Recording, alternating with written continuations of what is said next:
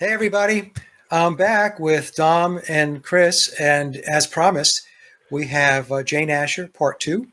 And the part 1 is up on my channel. It's up on Dom and Chris's channel as well. And there's a lot of information that these guys have dug into. And I'm going to sit back like everybody else who's watching and take a listen and ask a couple of questions here and there. But Dom and Chris, I'll hand it over to you and take it away. All right, then. There is a lot of information. And even this is just the sort of tip of the iceberg, it seems, that we've been talking. I mean, we've probably just had a 20-minute chat pre-recording about things that we're not even going to mention in here. And that could be a 2-hour podcast on its own. And you asked me a question at the beginning of the first podcast, why Jane Asher? Yeah. It was an interesting question, that. And Chris mentioned something right at the end of part 1 that I picked up on. And he said that it seemed to him that the Asher stroke Elliott bloodline looked like they were given a pivotal role in the control of the Beatles from the start. And I think that's what hooked me in, to be fair. Chris sort of hit the nail on the head. I usually do. Or hit me on the head. No, to be fair, Mike. It's interesting because Jane Asher is presented to us as just this pretty redheaded girl, and she dated Paul McCartney, and that's it. And they have that kind of that veneer, and very few people, in fact, I didn't do it either, decided to, well, let's take a look and see if there's anything behind that veneer. And that's what you guys did. Yeah. It is. I mean, Jane is probably the focal point. I reckon they've put her there to keep you away from everything else that went on. That's what it seems to me. You know, put the pretty girl at the front. She's the focal point, and it sort of attracts the attention of anybody else that might want to look into it. But she's obviously not the only one. There's obviously Dr. Richard and Margaret and Peter Asher as well, who also play huge parts behind the scenes and probably still do, Peter especially, up to more or less the present day. I mean, we're going to see he became president of Sony when the purchase of the Beatles material from Michael Jackson was happening. That doesn't seem like some sort of accident, that. No, it doesn't seem like an accident at all. Given what we did in the first sort of part 1, and how it sort of segued into a lot of your work as well. It would say to me that Peter is connected, and I guess we're going to go through that, right? Yes, right, yeah. So as with all these things, the initial idea, starting off, let's have a look at Jane Asher's Bloodlines, kicked into a whole heap of other things as well. That there's a lot more moving parts that link this family back. And they flew under the radar for quite a long time as well. That's what I think, which smells even more of an operation because of that. I also want to say that a few people mentioned Annie Lennox in there, part of the bloodline of the Lennox dukedoms, and someone said, I knew she was a wrong un. I ain't saying all these people are bad people, by the way. I think some of these people have lived traumatic lives, lives that we wouldn't want to live anyway. And they're not necessarily all bad people. They're controlled, are these people, to do things that they wouldn't probably want to do if they had control of their own lives. I agree. I get that a lot too. People like to generalize and say all of these people are bad people and they're up to no good. But the truth of the matter is, yes, there are people that are up to no good, but many of these people were born and bred into the system, and this is the only life that they know. And so they operate within this circle, and that doesn't necessarily mean that they're bad people. They're just, they're in that circle, and there are certain rules and expectations that they have to meet, whether voluntarily or involuntarily, I guess. But it's to generalize and say everybody is bad or everybody's up to no good or everybody's evil is not fair. And go on, sorry, Chris. No, I'm going to say it seems that they have there's a system, from what me and Dov looked into, they have a system that we don't understand really fully of how they operate. Like you said, if they're born into it from a child, they've got no choice, have they? And if they're put through trauma, it's not nice, is it? like I think I started off with the same mentality that they're all in it together, they're all nasty, evil devil worship. But it didn't seem that way. Some of them seem quite tortured, don't they? Well, a good example would be in Memoirs. Billy talks about his earliest memory of being in a trauma-based mind control program was when he was 3 years old. Yeah. So if you're entering into these programs at 3 years old, you don't have a lot of control over your life. In fact, you have no control over your life. And so they become a product of this handling, this grooming, this training. And they don't know any better. So, and I'm not making excuses for them, but people have to take a step back and they have to think in those terms. It's like somebody who is raised in a household that's very dysfunctional. Maybe it's where the father is abusive to the mother and to the kids. That's the environment that they are acclimated to. So they assimilate that in. And even though they may be scared and know that certain things are wrong, there are certain attributes of that environment, having been exposed to it for a long time, that then become part of who you are. Mm.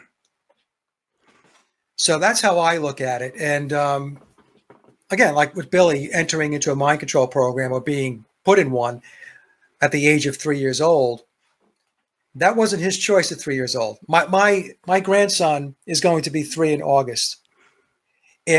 He would have absolutely no idea of what was going on if he was put into a program like that and the whole process began. He would have no clue. And how your grandson's going to be brought up, and how, say, people who we're talking about were brought up, is the flip of a coin like that. That is a totally different life. It's so far away that we can't even imagine what that type of quite chilling, isn't it? Yeah. Yeah. Well, before we got started, folks, Dom and I were talking about, he's going to show the clip of Dominic Cummings' father-in-law. And I'm not going to give the story away here, but or preempt the video.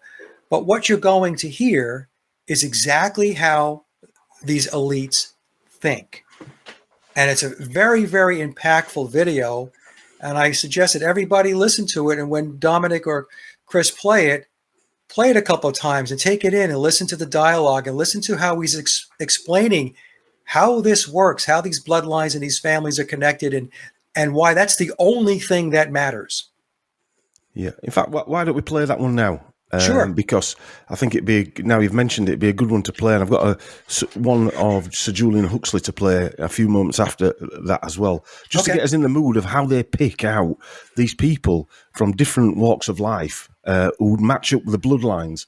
It's very interesting to see their language, or hear their language. It is a little bit freaky as well, because you're actually seeing it live. The quality is everything, but in general, to be elitist, I think the quality climbs up the tree of life, and therefore, in general, high things in the tree of life have quality and have skills, and they get wonderful degrees at university, and if they marry each other, that gets them better again. So you wouldn't have minded if one of your children had met someone from a lower socio-economic group who was intelligent and talented? Intelligence and talent is lovely, but I want parents and grandparents who've had hands-on success running their battles well and proving they're wonderful, because one is the subject of one's genes, and I think I like the idea of them being successful genes and winning through to successful puppies.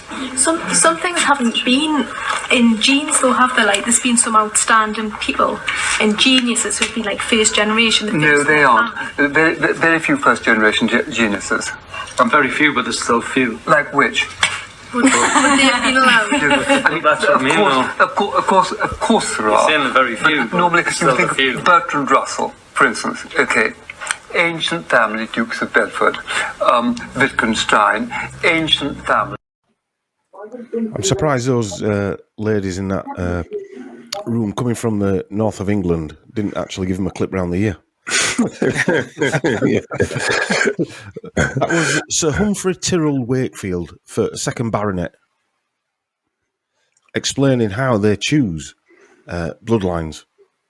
very crudely as well. Yeah, he was very unabashedly explaining how it works. And he doesn't care if somebody is a bright young person and maybe they don't have a lineage that backs them up. They're not. What he's basically saying is they're not going to be given a shot. He doesn't care about that. He cares about keeping the system, keeping the bloodlines and the family connections in place. And that's what I got from it. And he talked about the tree of life, which to me goes back to the Kabbalah. That's just me. I don't know if you guys picked up on that. And he kept talking about successful genes. So that's eugenics.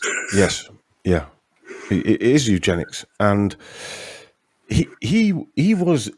What I noticed with a lot of these people are that they've got fantastic debating skills. So no matter what question he was asked, he's got debating skills. We haven't got those debating skills because they go into debating rooms in these in Eton and places like that, and we can't debate with them because they just cut us off and make us look like fools. Right. It's like when the guy asked him about the first generation genius, and he said to him, "Well, like who?" Well, he knows that he's not going to have somebody's name off the top of his head. So that's how he was able to box him in. But clearly, rationally, logically, there are people who are first generation, quote, geniuses. But that's how they circumvent the argument by throwing it back at the person who asked the question and asking them, well, tell me who this genius is. Yeah. So, yeah, like you said, Dom, they're very, very good at debating and deflecting. Yes, yeah, and that is a skill in itself. It's like the legal system. They're like trained lawyers, aren't they? Yes. I had that. I was going to play that. I didn't know where I was going to play that because it was a last-minute insertion. However, what I was going to play is a video by Sir Julian Huxley going back to 1937, and Julian Huxley at the time was president of the British Eugenics Society, now called the Adelphi Genetics Forum, and this is how they pick their bloodlines, their agent Smiths, to carry out their bidding. And what he's talking about here are actors, not necessarily like pop stars, but actors of the day, the famous people, but people who build the sets for film and things like that as well. So this is a very interesting one. I generally play this at the beginning of a presentation. It's about 3 minutes long, so it's quite a long one, but it does sum up how they choose generationally bloodlines. What is the bearing of the laws of heredity upon human affairs? Eugenics provides the answer, so far as this is known. Eugenics seeks to apply the known laws of heredity so as to prevent the degeneration of the race and improve its inborn qualities. Here is a man who, although normal, comes from a mentally defective family. Here is his wife, who is also normal. They have had 17 children. Let us examine the pedigree of these children. 5 of them died in infancy. 3 are still too young for an opinion to be formed of their mental state, a boy and 2 girls. Only 2 of the remaining children are normal, a man and a girl. The remaining 7 children are all mental defectives, marked on the pedigree in black. Of these, 2 live at home, a man and a crippled dwarf girl. There is 1 man in an institution and a woman with the mentality of a child. The other 3 are all girls and are all in an institution.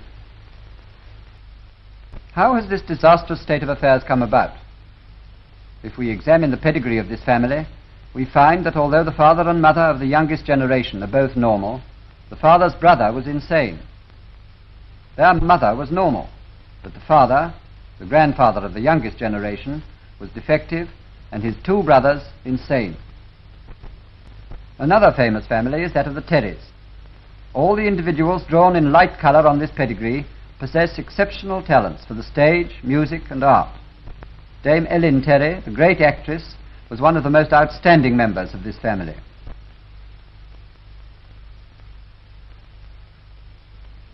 Here is her portrait as Lady Macbeth, which is now in the Tate Gallery. Beside it stands her daughter, Edith Craig, who is an actress and an expert in historical stage costume, and well known as a producer of stage plays and pageants. Her brother, Gordon Craig, is recognized both in England and abroad as a genius who has been a notable pioneer in modern stage design and lighting. His son, Edward Kerrick, is a stage designer and artist. Now let us see some of the other well-known members of this family. Ellen Terry's brother, Fred Terry, the famous actor, married Julia Nielsen, an actress and singer. Their daughter, Phyllis Nielsen Terry, is a distinguished actress with a beautiful singing voice. Her brother, the late Dennis Nielsen Terry, had a distinguished career in the theatre, and his daughter, Hazel, is now at the beginning of her career on the films. Ellen Terry's elder sister, Kate, was, before her marriage, an even more distinguished actress than Dame Ellen Terry. One of her daughters is Mabel Terry Lewis, the actress, and another daughter, Kate, married Frank Gilgood, a fine amateur pianist. Of their children, Val is dramatic producer at the BBC, and John is perhaps our leading romantic actor. And so, if we want to maintain the race at a high level, physically and mentally, everybody sound in body and mind should marry and have enough children to perpetuate their stock and carry on the race. So Julian Huxley, what they're basically doing there is mapping out basically the famous actors of their day in the 1930s. So it is interesting going back in time and seeing in 1937 they were mapping out who was acting and all their siblings, if you like, and husbands and their families, and it's very interesting, I find. But then again, I'm boring, I suppose. Well, no, he was laying out how they go about this. That's what he was doing. And but also what he was doing was he had this example of this one family that had, that had issues. Yes. Right? They had some problems with their children. And he was essentially using that and portraying that as that part of humanity outside of their inner circle, outside the pyramid. Yes. So he was painting everybody that way. That wasn't part of his inner circle, right? And then he goes on to point out, this particular family had this great singer, this great actress, and so on. But he never talks about the fact that there had to be people within these elitist families where there were mental health issues, or somebody was disabled. More so than most people, because Sir Julian Huxley and his brother, I think it was called Trevelyan, were in the same asylum in the early 1910s. They both had mental health issues. And I think Aldous did. Certainly his father did, and his grandfather. Yeah. Yeah. So he's the way he put that whole argument together. The average person would probably look at that and say, "Oh, well, okay," but a little bit of scrutiny, and you can actually unravel that entire argument. Because if I was sitting there, I would say, "So, excuse me, are you saying that there's nobody in elitist families that has a mental health issue or has some other physical challenge?" No? Are you saying no? Of course, you can't say no. He could say, "Well, name one." Like Dominic Cummings' father-in-law, but exactly, yeah. You know what I'm saying, yeah. Yeah, but they're going to find that because they're all inbred. So they're going to have problems. And not only are they all inbred, but they go out the way to be inbreed. I know we're sort of getting off track there from the Ashers, but bear in mind that Jane Asher follows the same bloodline back to King Edward III as the Huxley family. Okay. So there is an intrinsic link to those people, and she became an actress as well. And so did a brother, Peter Asher, and a sister. So, and there is a video. I didn't bother putting that in. I've put the audio version in, but Jane Asher was interviewed, and she can't remember, and we'll come to that, how she became an actress, which is rather interesting considering Paul McCartney, or whoever it was, couldn't remember writing Yesterday from the same household. But Sir Julian Huxley also founded UNESCO and the World Wildlife Fund. Foundation or whatever it is with Sir Prince Philip. So but the thing is, Dom, he was explaining how the process works. Yes. In my mind, he was saying, well, you're great singers, you're actors and actresses and whoever, they come from this tree over here, these types of family trees, not that one over there. Yeah, not that one. No, not that one.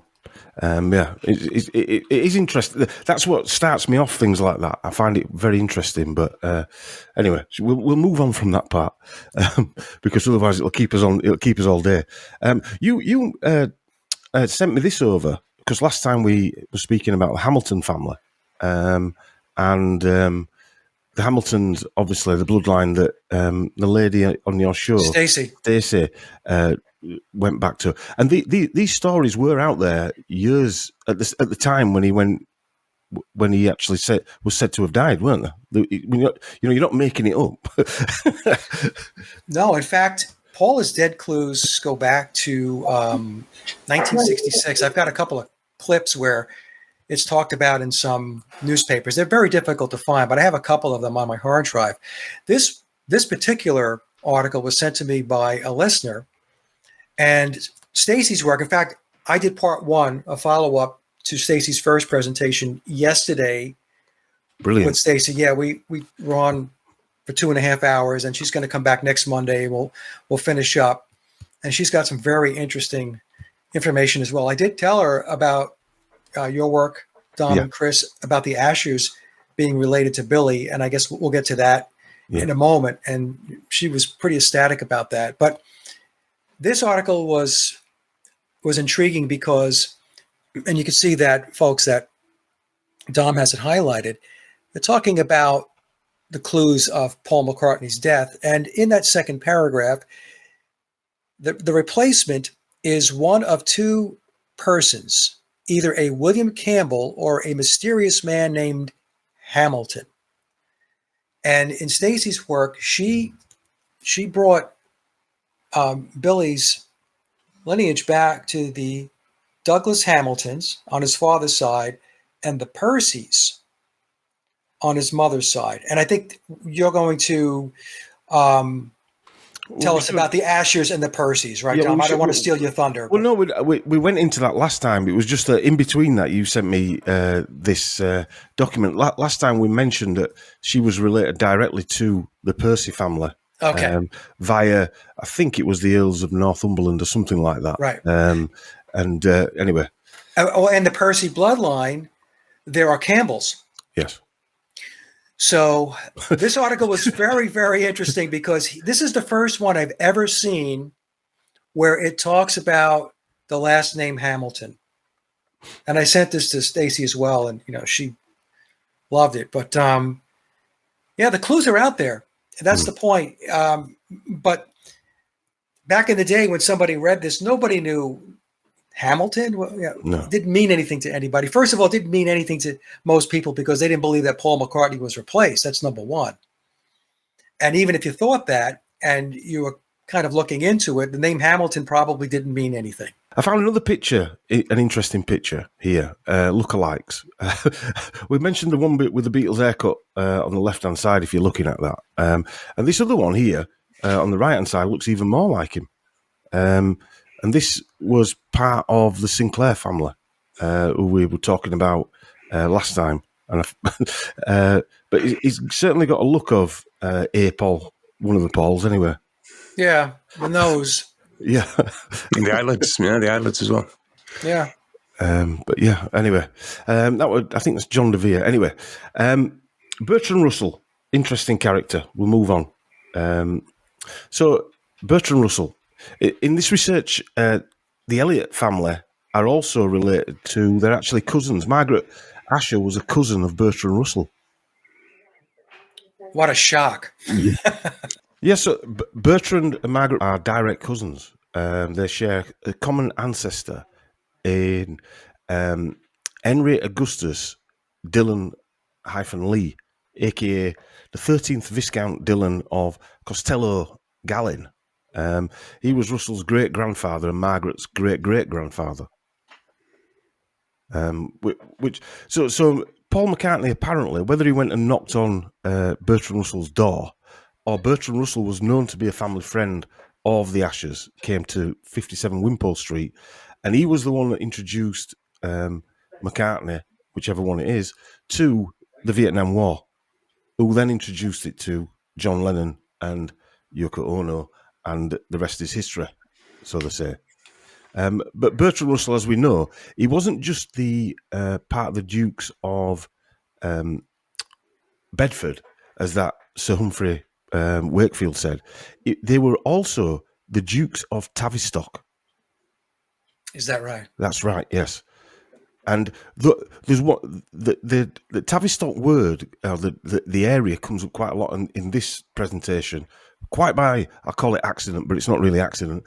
And also, so does Woodstock, believe it or not. Which, yeah. And also, Bertrand Russell's son died at the Central Middlesex Hospital where Dr. Asher worked. Now, it was after Dr. Asher. You're talking in the 80s, I think it was, that he died. But it was at the same hospital that Asher did all his research. But anyway. Well, the whole story, I'm reading the first paragraph there. It says, on June 18th, 1966, Paul McCartney celebrated his 24th birthday. On this day, he visited philosopher Bertrand Russell at his London home along with his partner Jane Asher. He visited again on June 20th. So this is, you just don't knock on Bertrand Russell's door. No. He was like an elite. Yes. And so there has to be some connection between Paul McCartney and Bertrand Russell for him to go, like I was saying before, how do you get past the iron gates and the moat, right? That's correct, yeah. And the crocodiles, yeah. Yeah. So the connection back to the Ashers makes perfect sense. That's how it happened. If indeed this happened. Yeah. And it's not just another story. But the facts are that all these people coming together that are all related, like Chris said at the beginning, we talked about at the beginning, seem to be to put in place this control of the Beatles, who probably more so than a cultural revolution type, setting off a cultural revolution, they were probably the first band to be weaponized. When you say weaponized, what do you mean? But to change MK Ultra type weaponized to, as in they were controlled mentally, and personally, okay. Their music was weaponized to control other people, as we're going to come on to in a little while with Dr. Sargent's work.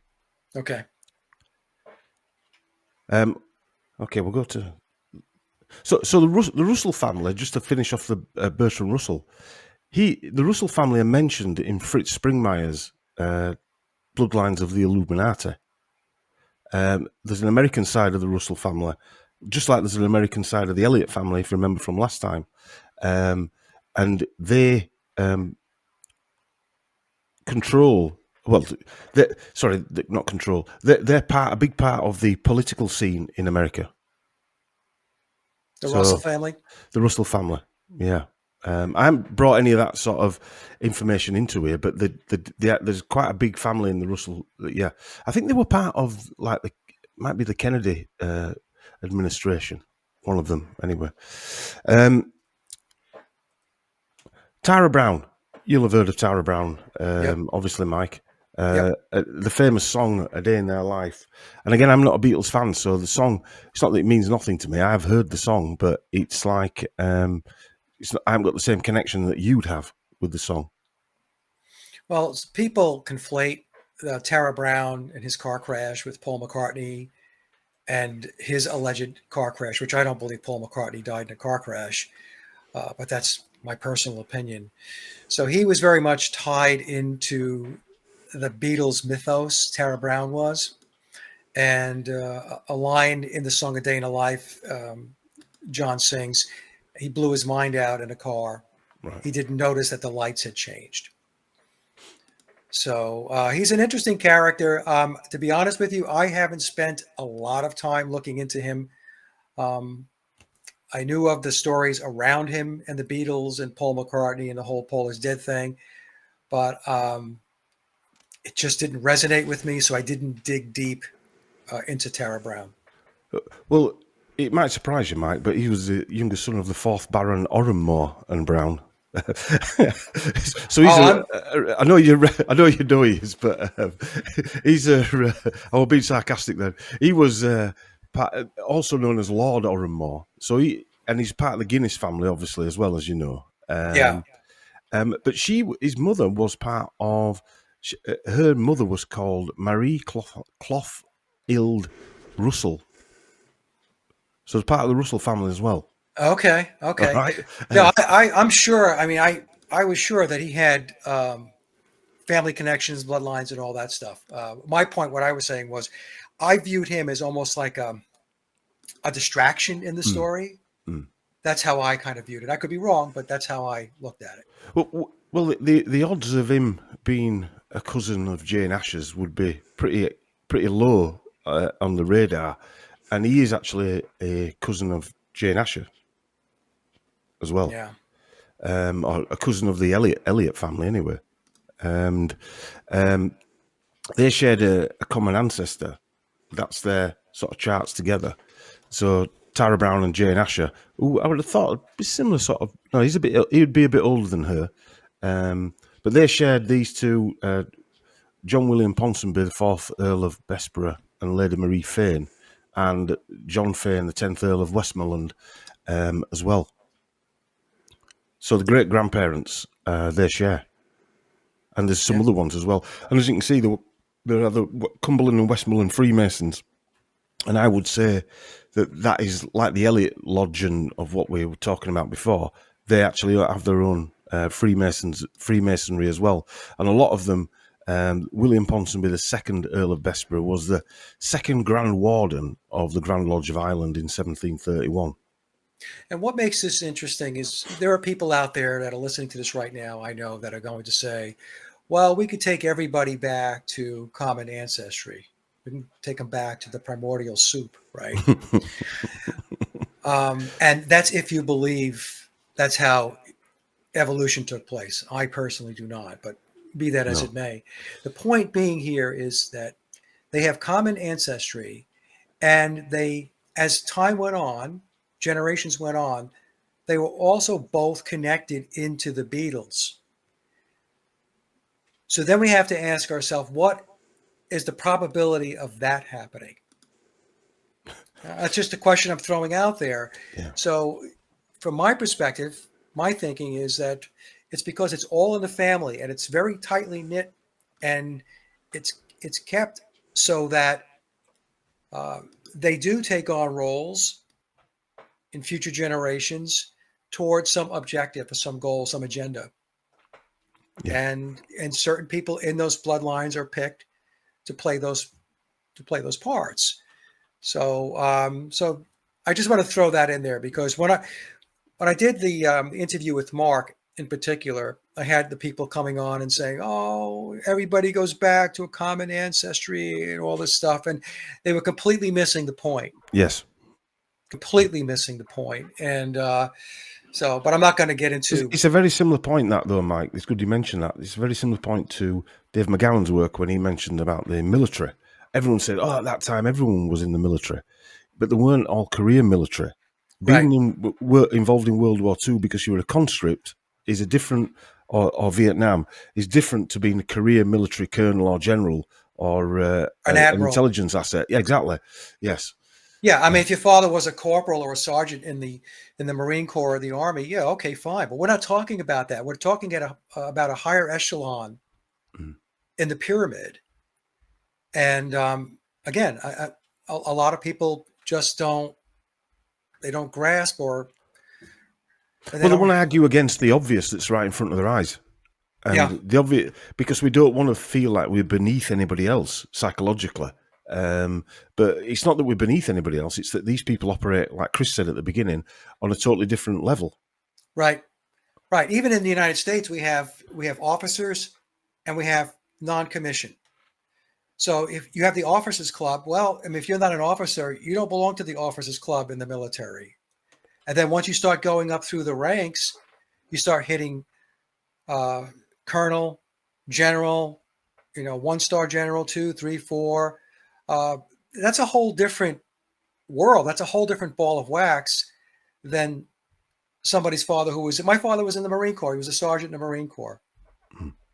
But my father wasn't tied to any program. He was just I love Dad to death, but he was a regular guy. Guy in the Marine Corps who happened to achieve the rank of sergeant by the time he got out. But that's not what we're talking about. We're talking about people that are involved in intelligence, in the military intelligence, uh, the colonels, the admirals, the generals, and so on. That, I mean, you don't get to those ranks on a lark. No. That's the other thing people have to keep in mind. I traced Eminem's family tree back to Salem, right? Yeah. To a guy called Increase Mathers, interesting name, and he passed the law for the Salem witch trials. Now roll on to Eminem, and I don't know a lot of Eminem's music. He spoke about the trailer park that he lived on as Salem's Lot. Now, either he knows that his great-grandfather passed the law for the Salem witch trials to burn people at the stake, or it's a total coincidence. Well, it's not a coincidence, but some sort of synchronicity that he's calling the trailer park that he lived on Salem's Lot. Right. Right. It's not a coincidence. See, that's the thing, Dom and Chris, that so many people get caught up in. They think that everything's a coincidence. Now, I'm not saying everything is a conspiracy, but you have to think through this stuff. And once you understand how the world really works, where the world is controlled, it is managed, and it is controlled by elitist bloodlines, and it has been forever. Mm. That you can start to delineate between what is a coincidence versus what is a true conspiracy. And people throw the word conspiracy around like you're a freak if you talk about a conspiracy, but conspiracies exist everywhere. Now, I try to explain to people, if you work in a corporation, a large corporation, and there are executives upstairs who are planning on reducing your pay, reducing your benefits, reducing your bonuses, and looking to take people out of the business, downsizing. In my mind, they're conspiring. They're conspiring because that's not helpful to you. That's not going to benefit you. So this is going on and you don't even know it. So you have this control system above you that's making decisions that's going to affect you directly. But most people, rank and file, sitting at a corporate desk somewhere, are not thinking that way. They're not thinking that way. And I mean, I know it's the system worldwide is much larger and a lot more complex than that. But I use that example to try to get people to understand that there are things that you don't know about by people who are above you, who are making decisions that are going to affect your life. Mm. And if you step a little bit further, these people that are managing this system that we live in probably don't run things. They're probably being forced to do something by other entities, yes, or whatever, other paradigms or that's controlling the thing that we're living through. But this can be seen because this guy here, for instance, the 4th Earl of Bessborough, was Jane's 3rd great-grandfather and Tara Brown's great-grandfather. And he was the Grand Lodge of Ireland. He was part of the, I forget what position, Senior Grand Warden of the Grand Lodge of Ireland. So it's been passed down through generations for these people to run these operations, or whatever you want to call it. And, yes. This is evidence. I mean, and people get mixed up with opinion and evidence, conjecture and reality. This is evidence. We're not making this up that they're related to these people. We can come up with our own theories as to why, but the two then marry up, don't they? That's what I'm trying to say. They do, and the world is run like one giant corporation. Yes. Yeah.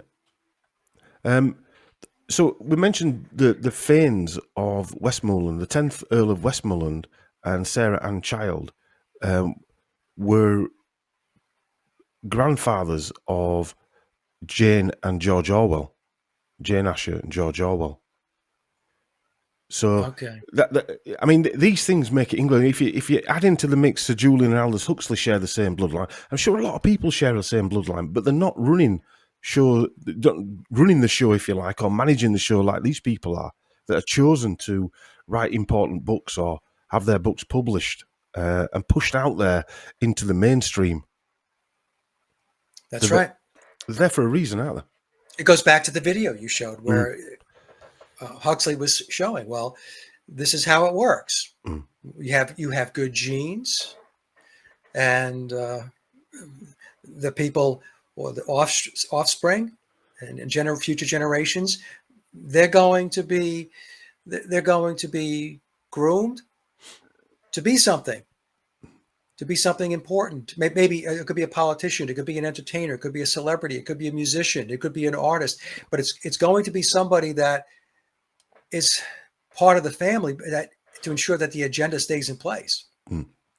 And Huxley taught Orwell for a short time at Eton. It does make you wonder, did they actually know that they're actual some distant relative, you know? I'm sure a lot of those at Eton and Oxford and where have you.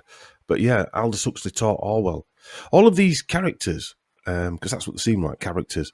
One of their great-grandfathers was a guy called King Fulk V, F-U-L-K, King of Jerusalem. It was buried in the Church of the Holy Church in Jerusalem in a monument cut out of stone and laid to rest there. I think he fell off his horse or something like that. And it dates back to the 4th century. Anyway, this tomb has got a black Maltese cross on it. So this is where it goes back to. But King Fulk V of Jerusalem's bloodline emanates from the House of Anjou, a bloodline that allegedly stemmed from Satan himself via his daughter. So now I know this could be mythology, but there is these people. It doesn't have to be real for these people to believe it either, does it? If that's part of their cult mechanism. Yes, that's true. I mean, it's not my big strong point, that, but it's more your world, that, Mike. Well, it's their belief system. It's their philosophy. It's their ideology. It's their spirituality. So we have to understand that they have a completely different upbringing and educational system than we have. And if their family blood goes back to certain mythologies, then they embrace those mythologies. Whether something actually happened or not is irrelevant. It's an understanding of who they are from a bloodline and family perspective. So, I mean, that's how I look at it with regard to how they embrace their families. Well, this satanic bloodline ran Britain for centuries. The Plantagenet bloodline, the House of Anjou. It was Melusine was the daughter of Satan, known as the Demon Countess of Anjou. Yeah. It reminds me of the dark side in Star Wars. Yeah, I mean, they could very well believe this stuff too, Dom. I mean, they could actually believe it. It's difficult to tell. It really is. I've always said that mythology has always been presented to the profane as just storytelling, and I have said for the longest time that mythology has so much truth to it, but it's just disguised, if you will, in the mythology or in the story. But if you dig deeper, you'll see there are hidden messages, hidden clues. There are things going on behind the scenes from the perspective of these families that they believe, that they embrace, that is part of who they are. So I don't know if I'm making sense here. No, yeah, right. But to the average person, when you talk about like Horus, or you talk about Zeus, or you talk about, just pick a mythological character like Pan as an example. Now we can argue, did Pan really exist? Well, whether Pan existed or not, many of the elites subscribe to the the mythology of Pan and subscribe to what Pan represents. Pan represents just doing whatever it is that you want to do. If it feels good, do it. That's why we have the words pandemic, pandemonium. So as an example, Aleister Crowley was in the cult of Pan. Billy is in the cult of Pan. So I guess that's the best way to kind of explain it, is that we have these mythological characters, these mythological stories, but they are in essence a cult, and that cult is defined in a certain way, like what Pan is all about or what Dionysus is all about. And you would say that cult is running whatever's happening in the world today. They've taken control over wherever centuries, because the destruction and how they run the world is, and it's getting to a point where you can see the collapse of the British Empire. I would call it an empire, or the Western way of life, isn't it? Yes. Yep. Which probably comes back to that ticker tape parade that you talk about with the Beatles. Probably it might be then when it ends. But I'm just going to change tact a little bit and talk about not necessarily Aldous Huxley, but some interesting thing that Aldous Huxley talked about, and then we'll get into Wimpole Street and Dr. William Sargent a little bit more. Aldous Huxley said there will be in the next generation or so a pharmacological method of making people love their servitude and producing dictatorship without tears, so to speak, producing a kind of painless concentration camp for entire societies, so that people will in fact have their liberties taken away from them, but they will rather enjoy it. And some people, I found a website when we were doing Aldous Huxley research, actually said that Aldous Huxley possibly was one of the leading, was one of the leaders of Tavistock. I don't know if you've ever come across that, Mike. Yes. Yep. Yeah, he was. And Edward Bernays was also tied into Tavistock. Also, Walter Lippmann, I think, was also tied into Tavistock. So, there's people out there that think Tavistock is just, that they're not social engineering, mind control HQ for the world. But I have news for you. You have to dig a little deeper and do some more research. So these people like Aldous Huxley and Edward Bernays, they just don't pop out of nowhere. No. That's the other thing people have to get their heads wrapped around. They just don't appear and start talking or writing books or whatnot, and making public appearances and writing white papers, and then people just stop and listen.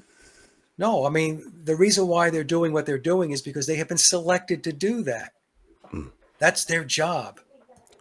Yeah. Even George Orwell, I always looked at George Orwell. A lot of people like to put him up on a podium, but I look at George Orwell and I think to myself, he was responsible for predictive programming. Yeah. That's just me. I know there will be people who disagree, but I just thought to myself, well, how did this guy have the insight that he had back then about what was going to come?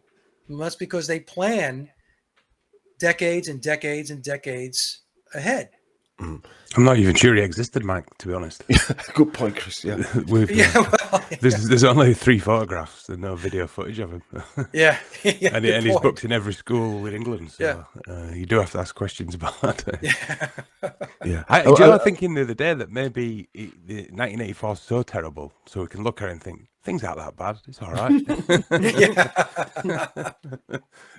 Yeah, it's not a bad point, that. And we did 6 hours presentations on George Orwell, and he was definitely part of the intelligence network. There's no doubt about that. He helped set up, and some of the Huxley family helped set up some of the intelligence network.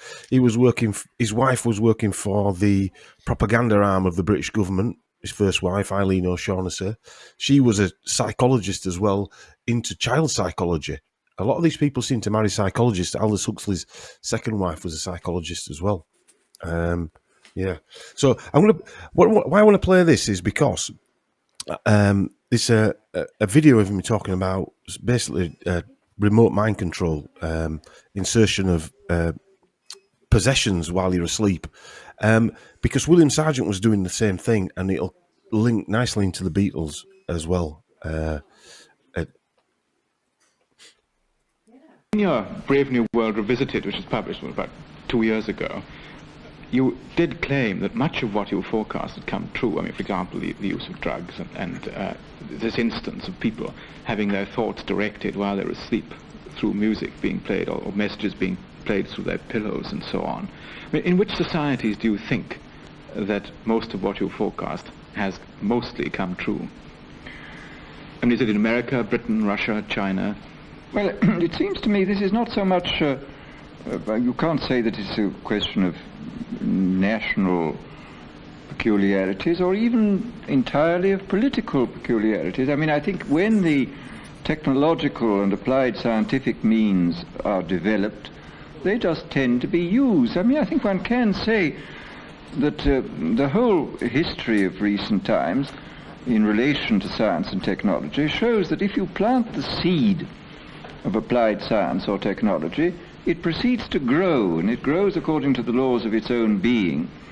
And the laws of its being are not necessarily the same as the laws of our being. I mean, hence this sense which so many people have, and which I think one sees in so many societies, this sense that man is being subjected to his own inventions, that he is now the victim of his own technology and the victim of his own applied science instead of being in control of it. How could he be in control of it? Well, this is the problem. I mean, I think that this is perhaps one of the major problems of our time. How do we make use of this thing? I mean, after all, this was stated in the Gospel.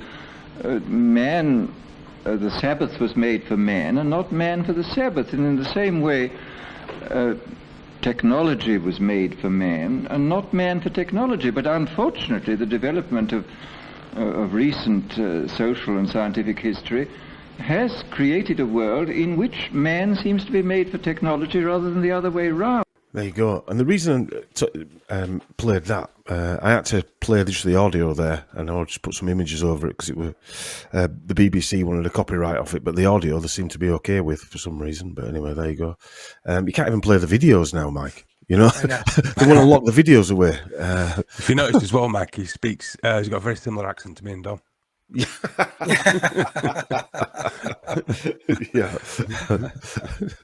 I think we went to the wrong Eton, Chris. Yeah. But anyway, so the reason I wanted to play that is for this. On the 10th of September in 1957, there's that date again. Dr.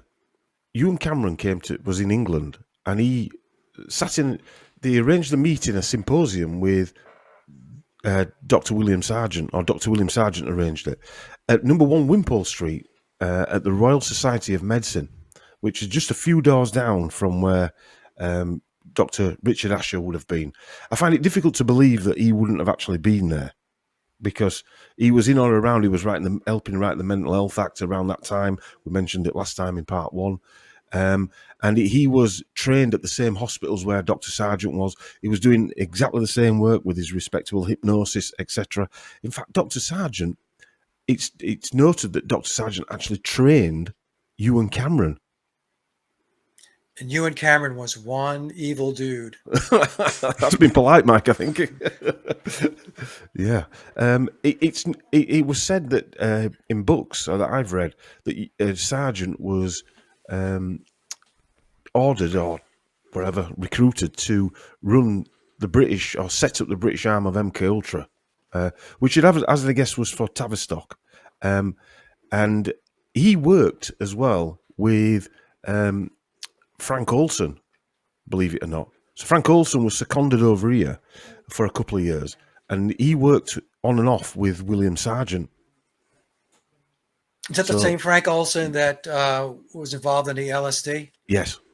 And he magically or mysteriously was thrown off the balcony of a building. Yeah. Well, Sargent is actually linked with Olsen's apparent suicide. Okay. Okay. But yeah, I just want to make sure I had the right Frank Olsen. it's definitely the right Frank Olsen. Yeah. Okay. But so this symposium was held a few doors down again. We're talking of Wimpole Street here again, around the same time, and another coincidence. A lot of the characters playing out here, I mentioned last time in the first part, it looks like we're seeing the British arm of MK Ultra. I think we are actually seeing the British arm of MK Ultra. Yeah, psychiatry was very, very important to these guys. Going back to the turn of the century in the early 1900s,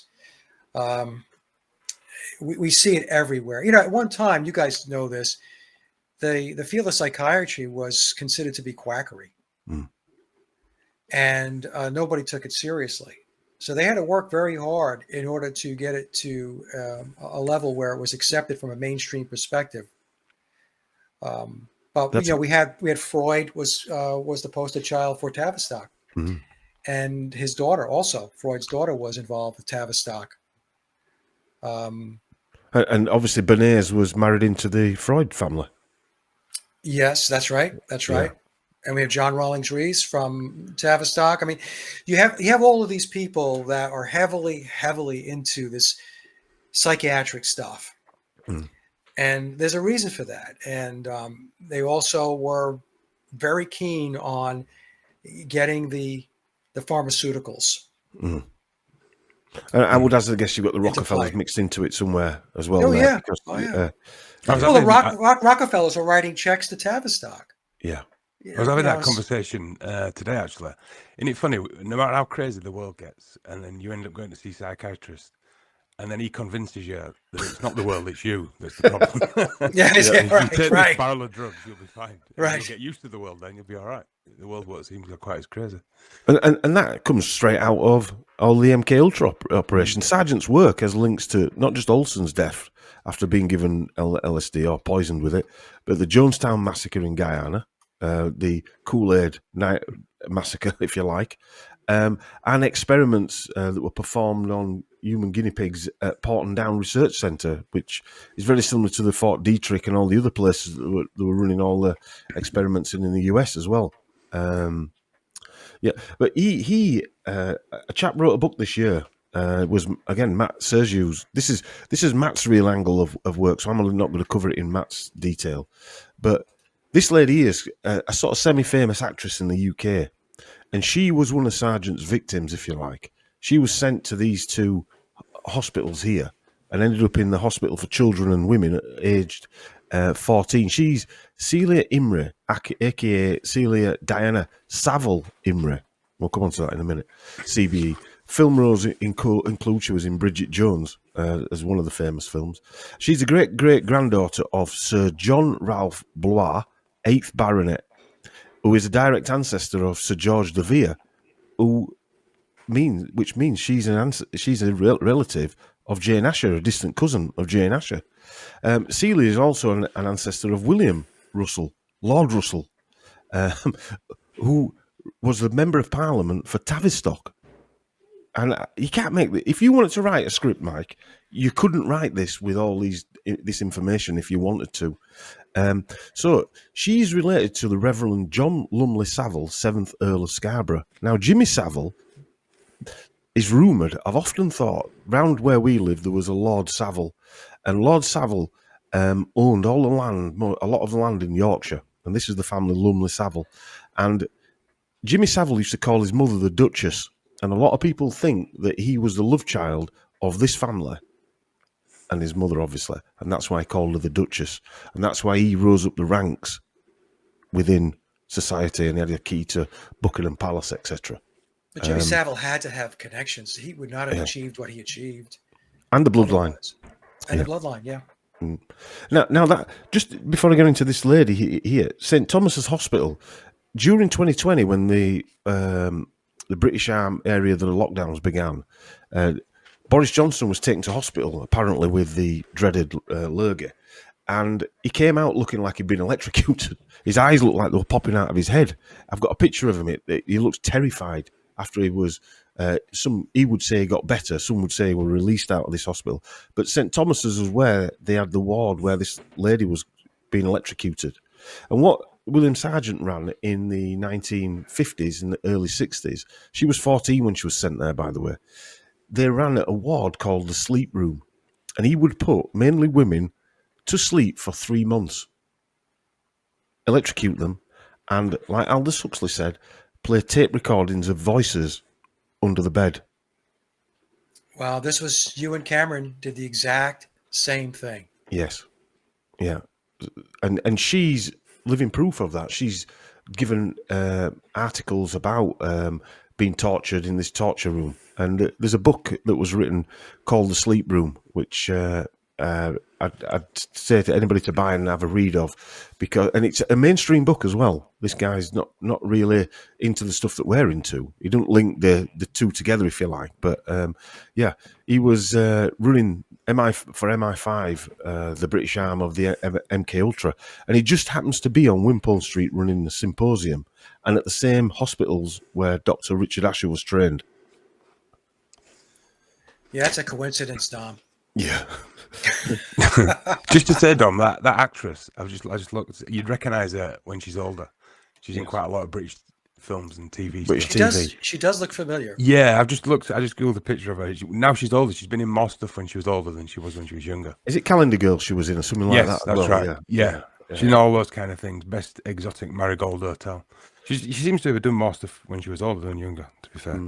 Yeah, well, the story is that she was a budding ballet dancer, so good that she went to the Royal School of Ballet, but they told her she was going to be too big. Right. So she became anorexic, and her parents, coming from an aristocratic bloodline, chucked her into one of these hospitals, these psychiatric wards. Right. Yeah. Bloody hell. Under this guy. I mean, he didn't look sinister, did he? Not in the slightest, no.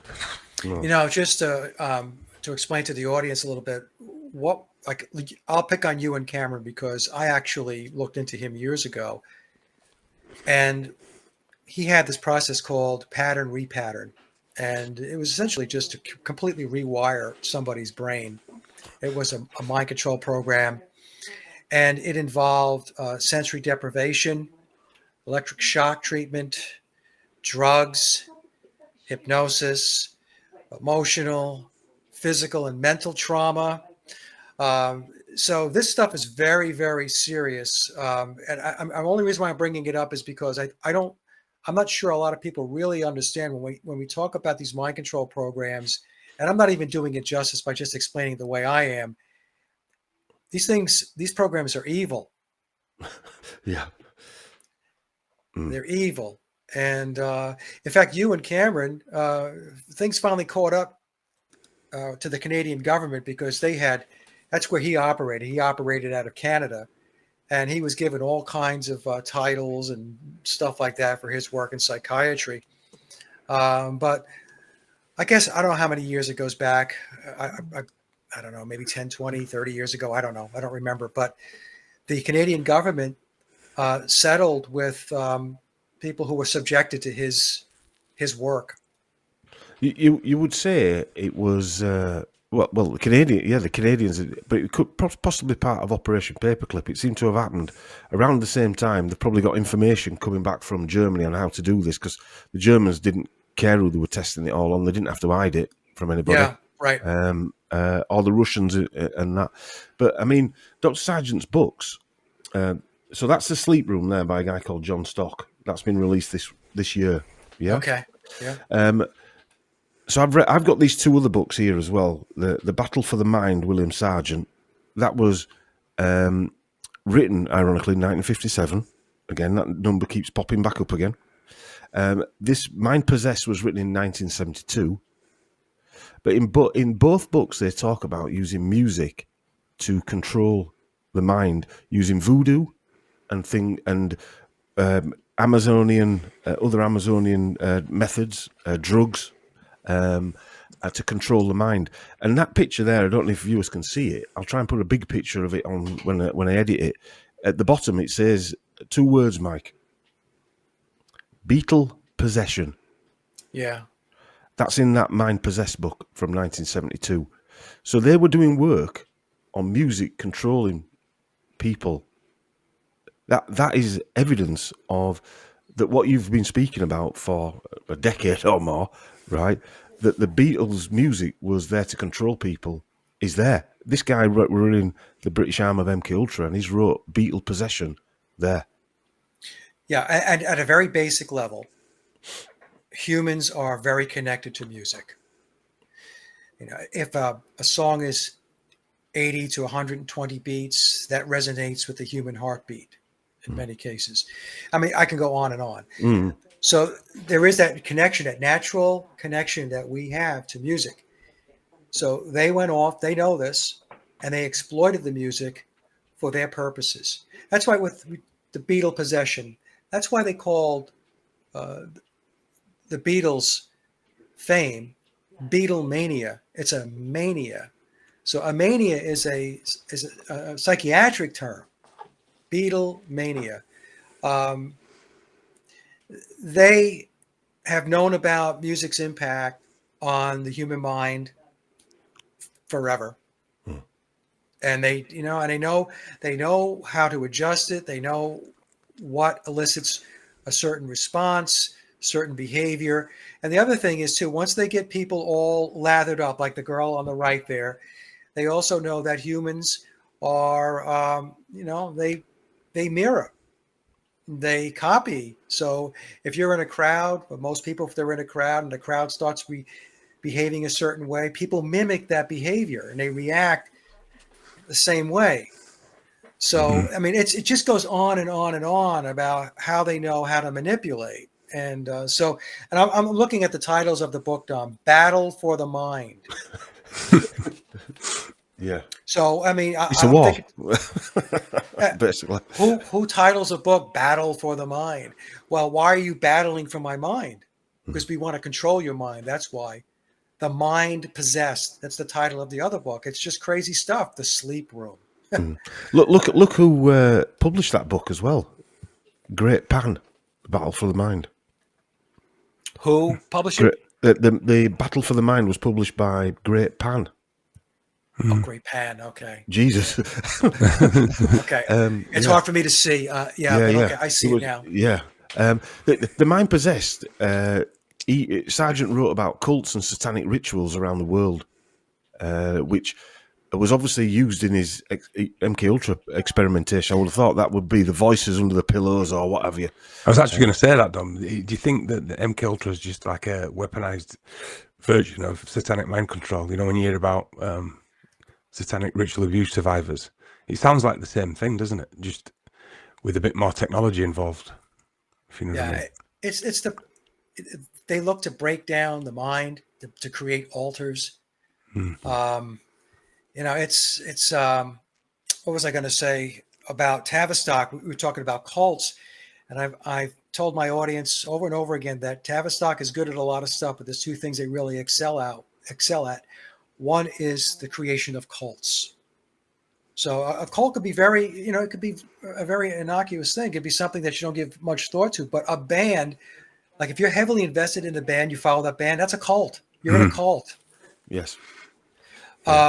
Also, what Tavistock did, along with all of these guys, because they were all involved, is to take an adult and reduce their thinking, their critical thinking, down to that of a child.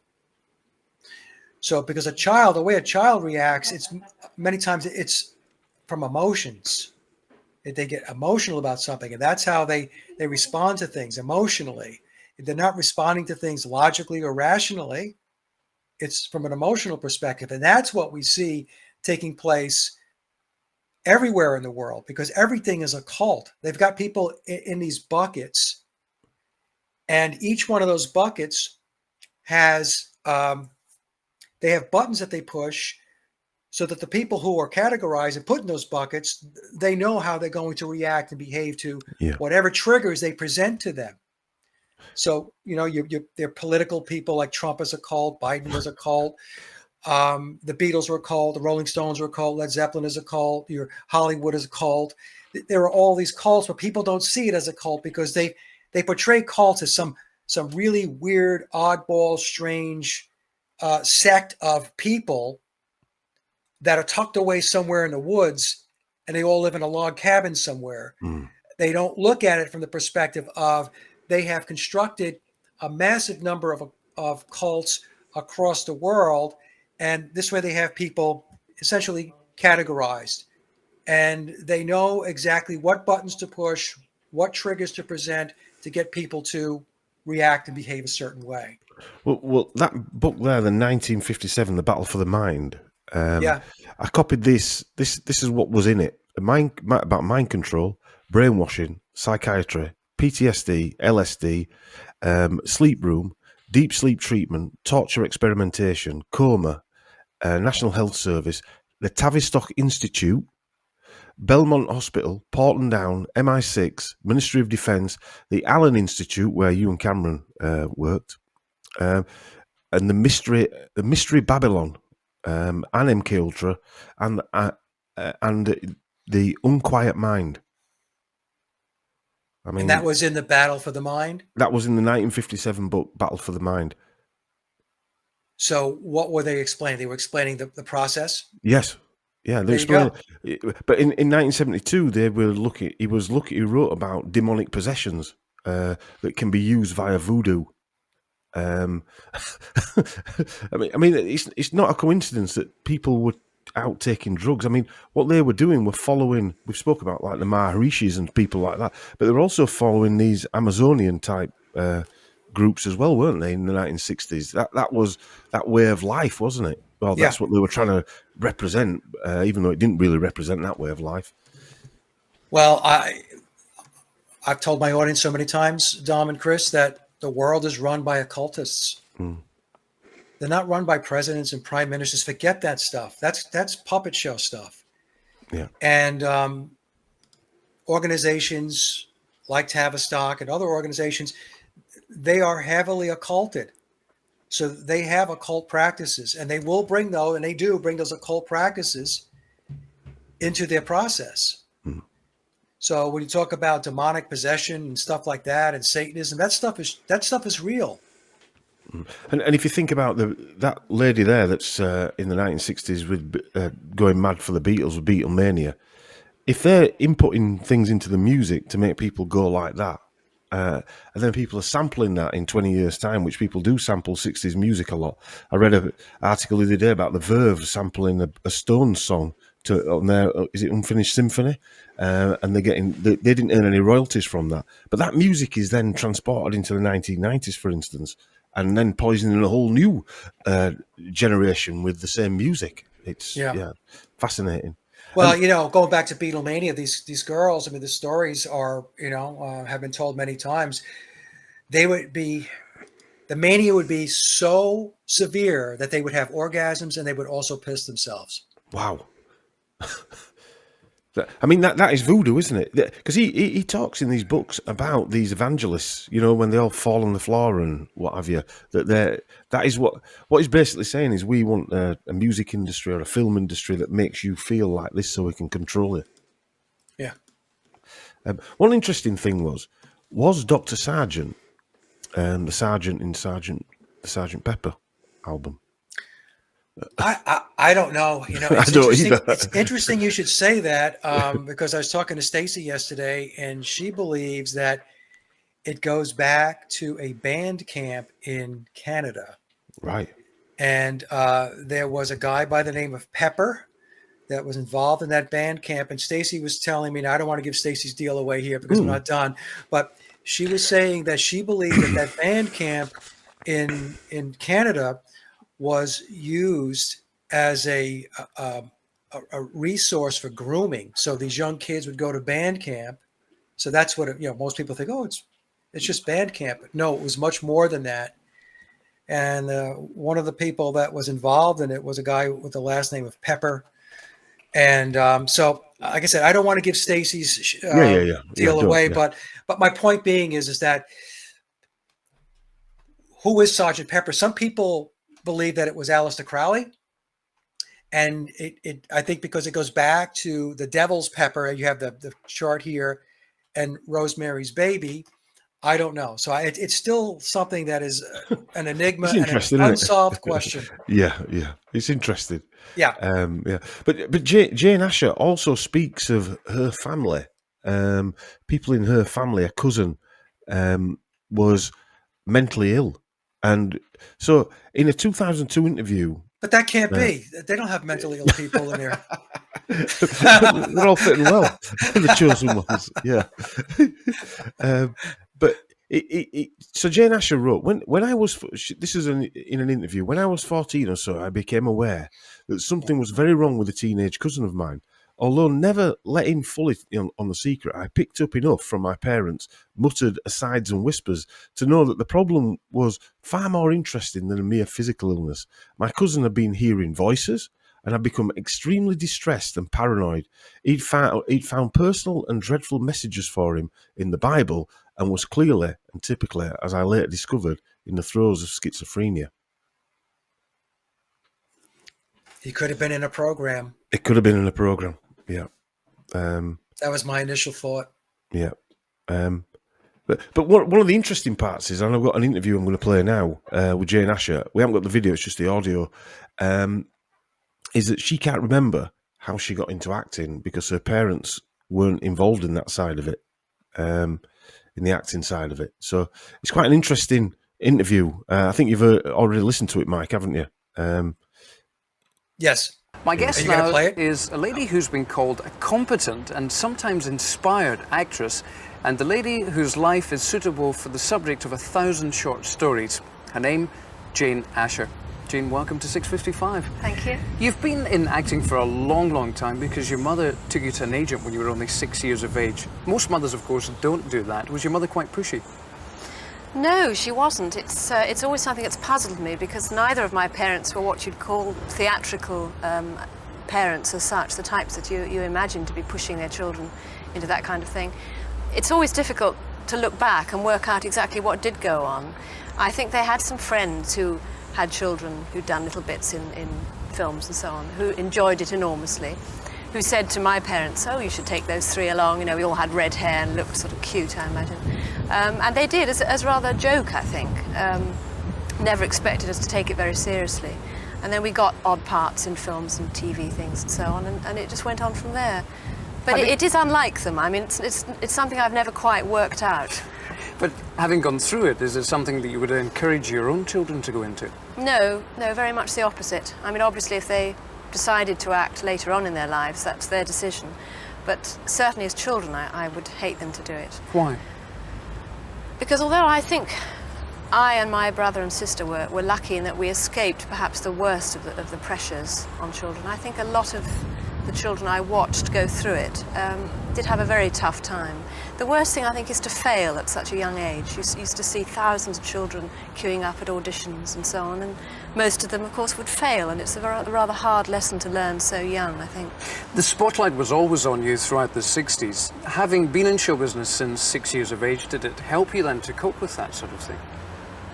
Possibly, although I think and it's very difficult if you're sort of 15, 16, and a press photographer says, you know, oh, hitch your skirt up a bit, cross your legs, Jane, you know, lean over. It takes a long time to learn to say no. I don't want to do that. And the pressures are enormous. Long time to say no, 6-year-old. Yeah. That didn't sound right enjoyable. That didn't sound like someone who thought, oh, I love the fact that we're an actress. Ironically, we find that 3 kids did become actresses and actors. Yeah, it's interesting, though, that her take was that she wouldn't subject her own children to the process. But she said that they did become... Yes, yeah, we'll find that out later on. Yeah, some of them, okay. they did get involved in sort of like TV and what have you. Okay, but it's interesting that her take was she didn't want them to engage in a process that she had gone through. That's what I was getting from it. Yeah, I took that from it as well. I thought it was that she didn't want to go. She didn't want her children to go through. I mean, just to hint on that, hitch your skirt up and I'm 6-year-old or 9-year-old, and I've got to say no. I mean, that process there. I mean, what sort of photographer would tell a small child to? It reminds me of the Lewis Carroll thing, which we'll probably talk about in a bit. Where he was taking pictures of children. Again, we come back to that. What have they actually had to go through to live that type of life, to be chosen? It doesn't sound right nice and enjoyable. No, it's wrong on so many levels. I found this interesting as well. That there's and again, I'm not an expert on this angle, but there's a tribe of Asher. According to the Hebrew Bible, the tribe of Asher was one of the 12 tribes of Israel, descended from Asher, the 8th son of Jacob. It is one of the lost tribes. So that in the interesting part. The interesting part is that Jane Asher is known as the Queen of Cakes in Britain. So she, after her acting career, she became a TV sort of celebrity chef, a cook, but she was known as the Queen of Cakes. And the tribe of Asher from Genesis says, Asher food will be rich and he shall yield royal delicacies. So they became bakers. The tribe of Asher were bakers, basically, making delicacies for the king. That's interesting. Now, I also have to say that their family going back to the Middle East and Israel doesn't surprise me either. Robert Sepper, I watched a video that he did going back, I guess about a year ago or so, and he had said that the royal family can draw their ancestry back to the house of David in Israel. So that says a lot right there as well. And that could very well explain, and I would argue that it does explain why there's so much focus and attention in that part of the world. Yeah, I would as well. I know Chris has gone on about that for a while, hasn't he, Chris? Yeah. Have you heard the same thing, Chris? The royal families, their bloodlines going back to the house of David? Yeah, and Vlad the Impaler, apparently. Prince Charles has said famously. Okay. It's good to know that our royal family is part of Dracula. And so we come on to Dr. Richard Asher. I have to thank a friend of mine, Lorraine. She did most of the work on this, a lot of the work on this. Sometimes you do need a bit of a hand, don't you, Mike? And yes, different eyes looking at different bits of information. But she managed to work him all the way back to Frankfurt in Germany, of all places. Frankfurt is a hotbed. Yeah. Part of the Holy Roman Empire, which I'm sure doesn't mean much, but there you go. I'm being sarcastic again. So it's the German state of Hesse or Hessen in Germany. Its capital is Wiesbaden, which is the largest urban area. The largest urban area is Frankfurt, and it's also the country's financial centre. Well, the Rothschilds come from Frankfurt as well. Yes. Yep. Interestingly, and I don't know if you want to include this part, Mike, but I've just written it in my upcoming book of next year. There's the name Stern, which is, as you'll see there, his mother's name was Stern. That's where the link back to Germany comes from. And Stern is part of the Frankfurt. It's a Frankfurt name, and it is a Jewish name. Yes. So, and yeah, look, Jewish people. I've got no religion in this fight, to be honest with you, and I'm sure the Jewish people have been used more than any other, as much as any other people as well. It's not the Jewish people per se, is it? It's a ruling elite again that we're talking about that are controlling them and using them probably to hide behind. But yeah, so the Rothschilds, even the Rockefellers came from Frankfurt originally. There's an area called Rockenfeld. Ironically, that I didn't know. Yeah, a couple of interesting books that I've got here. One of them called Americans of Jewish Descent, and it's more of a dossier written by Malcolm H. Stern. Only 550 books. I'm sorry, I haven't got this book, but only 550 books were printed of this, and they were given to individuals around America, and it basically told them which families to deal with, who were what they classed as Marranos, which those were Jewish people who pretend to be Christians in their community, but hold secret like faith to Judaism. And Stephen Birmingham, who's an author, and I've got these books, The Grandees, America's Shepardic Elite, and he says, who would expect to find the Rockefellers in that book? Yeah, so these people are Jewish people that are writing these books as well. The rabbis, they're not. I'm not quoting work from someone who doesn't like Jewish people. These are people who are they're from their world. There's a fantastic work. I found this work. It's called the Jews of Frankfurt DNA Project. All Jewish professors, and they've traced names back to Frankfurt: Bacharach, Dreyfus, Epstein, Goldsmith, Guggenheim, Oppenheimer, Schwab, Shapiro, Wertenmeyer, Rothschild, and many more. And they also include Stern in that as well. Yeah. So, and we have the Frankfurt School. Yes. And the Frankfurt School was comprised of Jewish intelligentsia. They were Marxists. So, like I said, Germany and Frankfurt is a hotbed. And also, the Beatles did all that playing in Hamburg before they, the switch was thrown. And Hamburg is only a 6-hour drive from Frankfurt. And Hamburg is considered to be a major media hub in Germany. So that's why the Beatles were there. And I don't think it's any coincidence that its proximity to the Frankfurt School and everything else that went on in Frankfurt. No. Ironically, Dr. Richard Asher's younger brother, Thomas George Horsey Asher, married Margaret Elliott's sister. So the family were intermarried, if you like, with so Jane Asher's cousins were double cousins, a bit like the Bernays family with the Freuds, and he died young as well. He was possibly a schoolmaster at possibly Harrow School because all his children went there. And he died on the 6th of December, 1966, did Thomas, about 2.5 years before Richard Asher was found dead in his basement. I found no cause. We couldn't find any cause of death for Thomas Asher. It seemed like a sudden thing. So possibly, maybe he found out about this type of thing. I don't know what was going on at 57 Wimpole Street. Maybe he was part of it in some way. I don't know that. But so this chap here, he is Richard Asher's maternal uncle. This was the gem. He was a world famous cellist, English cellist of his day. So he was a pop star in his day. He was called Leopold Lawrence Stern. James' paternal great uncle.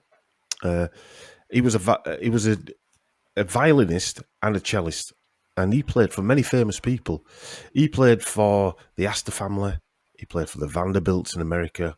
He also played for President William McKinley at the White House. He was also a favourite of Queen Victoria's. He also played at the court of German Kaiser Wilhelm II. Okay, just so a coincidence. I'm going to say coincidence, a well-connected coincidence. Yeah, it is interesting when you find these little gems, though, Mike. I know you'll have come across them in your times of research as well. When you're looking into the Beatles and stuff like that, you find stuff and it makes your skin sort of your hair stand on end, doesn't it? It has to make you wonder, doesn't it, if they were doing the same kind of thing back then with this character. It could have been. Do you know what I mean? Was he? Was he chosen like a Paul McCartney of the day? well, he studied at the Royal Academy of Music, which is a similar sort of place to where Margaret Asher was a professor at. And yeah, she studied at the Guildhall School of Music. And he, yeah, well, hang on a minute. Let me move to another picture here. So that's him there. He died young as well, this guy. They don't seem to last right long, some of these people. He died at the age of, in his 40s, I think. But he married this lady here, Suzanne Adams. And he was married twice. And he married another famous child protege violinist, Nettie Carpenter. And they divorced, and his second wife was this lady, Suzanne Burt Adams, famous opera singer. And she was also one of Queen Victoria's favourites. But she was married into the Adams family. She also has her hands crossed. She's doing the Osiris Risen symbolism. Yeah. Is it me, or does she look a bit geezery on the right? Yeah. A bit Yoko Ono. Same sort of haircut. But she was part of the Adams family. Were a well-connected, weren't just like the Munsters. They were a well-connected family. So, I mean, they were part of the Mayflower, but they were related to the Baldwin family, which obviously they were the Taft family, the Spencer family of the UK, the Quincy family. They were related to the Bush, the Roosevelts, and the Harrison families. Yeah, of course. Yeah, and she's got royal genealogy as well. I traced her royal genealogy back to... I mean, they didn't have any children, but they're still marrying into these families, still keeping it within the family. Anyway, he died here at the Bethnal House Asylum, did Leo, 1904, aged just 42. It was the largest asylum in England. So he had mental health issues too? Yes, he had mental health issues too. Stern's death certificate states general paralysis, common term for the final stages of syphilis.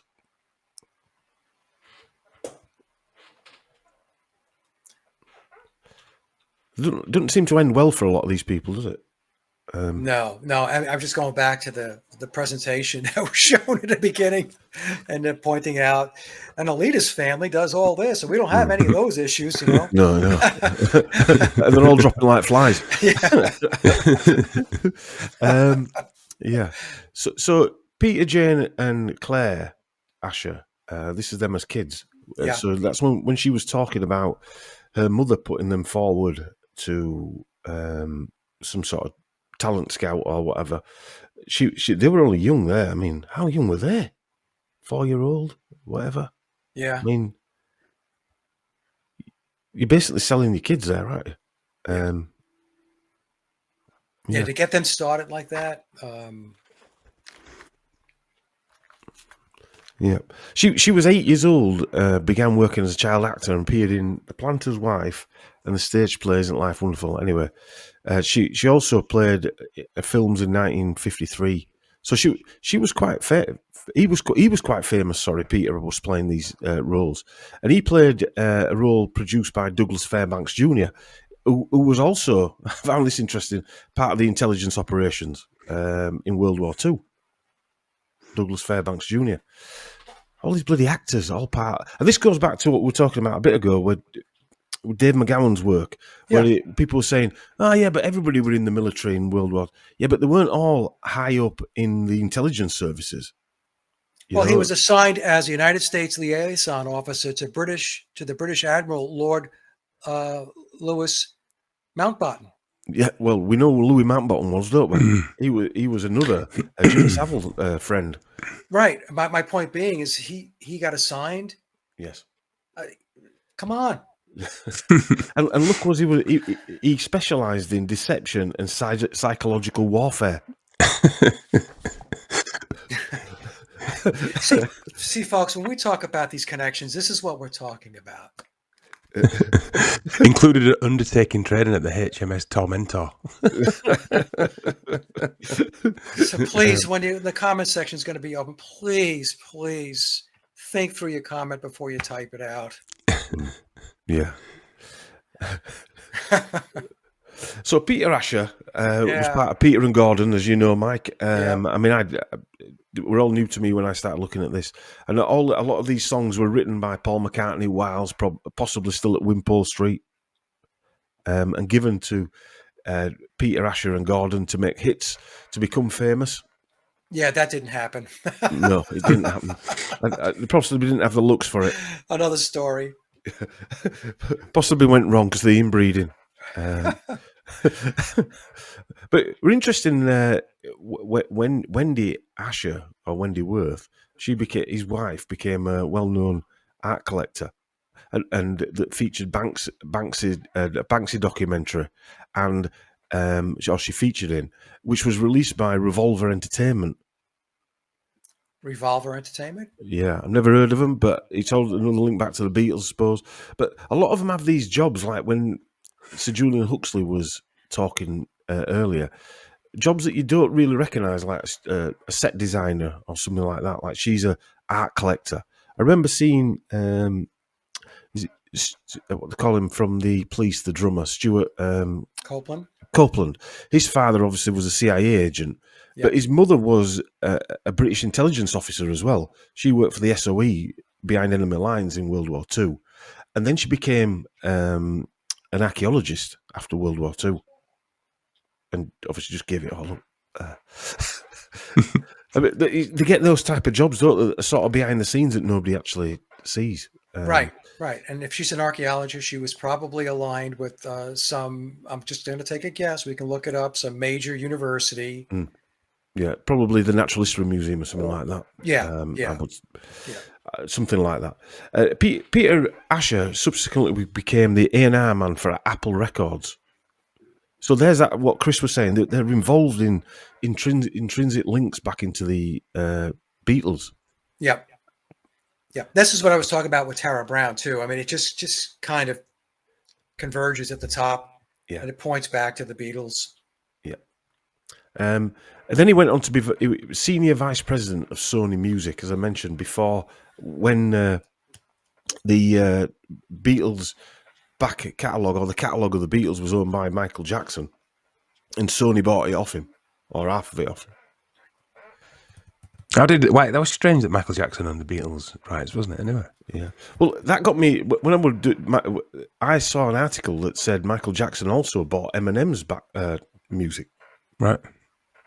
So I did Michael Jackson's genealogy, and it showed that he was actually more white than black. Well, he was. Yeah. Michael Jackson. Well, people say Michael Jackson was swapped out. Yeah, well, no doubt, it probably might have been, but the actual, whatever the genealogy was of this person was white. Okay. But mainly white. It was only till the last 2 or 3 generations became, so if it was the same person, a full black person. Yeah. So this is his daughter, Peter Asher's daughter. She was in Cobra Starship. Never heard of it. But a lot of these people, again, carry on the mantra in the pop world. People have to look into that. I've never come across them, but they were around in 2005-ish. You know what I find, that a lot of the children of these high focused types of artists is that they don't quite achieve the status that their parents do. And, you know, my wife and I were having this discussion the other day. So as an example, if we look at the Beatles kids, we look at Julian Lennon, Sean Lennon, Donnie Harrison, James McCartney, they have never achieved what their fathers achieved. And my wife and I were talking about it, trying to figure out, you know, why would that be? We were speculating. And I said, it's because I think that they're, in the case, let's just say, of Paul McCartney or John Lennon, that their profile is still of the utmost importance to keep that intact because of what's associated with that. It's the whole cult thing that's associated with the Beatles, especially with McCartney and Lennon. And so they don't want that high profile aspect of it to be usurped by anybody else, and that would include their children. I was just a thought that I have, because it's kind of interesting. We get the attention over kind of thing. Yeah. They don't want to. They need to keep it where they have worked to keep it for so long. So we're just going to keep it right there. Anyway, so I digress. It might also be that, going back to the bloodlines as well, that for some reason it's something within that genetic makeup that they don't have, as in, you know what I mean? Because they don't have the right. But anyway, it could be both. Who knows? But yeah, it is. I noticed Boris Johnson's, one of his children, became a singer, and she never. You'd think with all the clout that they had and all the connections that they could make it happen, and it doesn't. Yeah, Bob Dylan's kid too. He was in the Wallflowers. Right. Yeah. You know, there's lots of examples. Yeah. So Peter Asher owned, or was part owner of the Indica Gallery, art gallery, which was off Duke Street in a place called Mason's Yard, in St James's, London. Mason's Yard. Mason's Yard, yeah. Of course. Now, apparently, I tried finding if it had a link to the Masons, but it was apparently a guy called Mason. Okay. But again, you don't know if that's real or. Yeah, it's just funny. Yeah, it's just funny. Yes, yeah. You'd have to wonder about these art galleries as well in prime locations in central London. Little tiny art gallery like that. How does it? It's probably money laundering. Yeah, that's what I was thinking. Yeah. How does it turn it over? Well, it was like a new agey book store as well, wasn't it? Yeah. Paul McCartney was meant to have bought books from there as well, and they stored the books in the basement. I'm going to say what's in the basement. Peter Asher, where Richard Asher was found. Sorry, all them years after, and he used to take some books out and then put some money in on top of the, on a note on the book saying he owed him some money, put it on his account. It sounds like he was one of the funders of this, but that's supposedly where John met Yoko Ono, isn't it? On November 9th. I ship you not. but again, the Ashers are involved in John getting into the peace movement and meeting Yoko Ono. Yeah, Ono was his handler. This is talked about in memoirs. So right. Yeah. So their sister as well. They had a sister called Claire Asher, Jane and Peter, and she was also a radio actress and TV actress as well. So it's not just those guys. So I've got an interview as well, which is very interesting. Peter Asher talking. I'd say out of all the things that we're going to listen to, I'd say this is probably one of the most interesting ones because he sounds like he's been caught out a little bit here.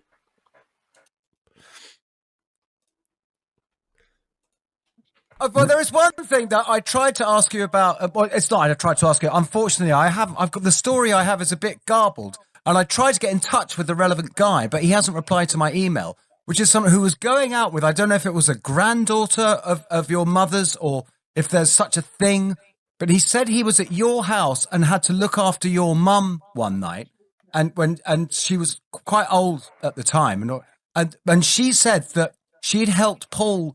Paul wanted to learn string arranging, and she'd helped him write string, and she had somewhere a handwritten sort of string chart for yesterday. Oh, which apparently she got out and showed him, and then it went Who is this into this person? wall of papers. It's called Andy Trudy. No idea.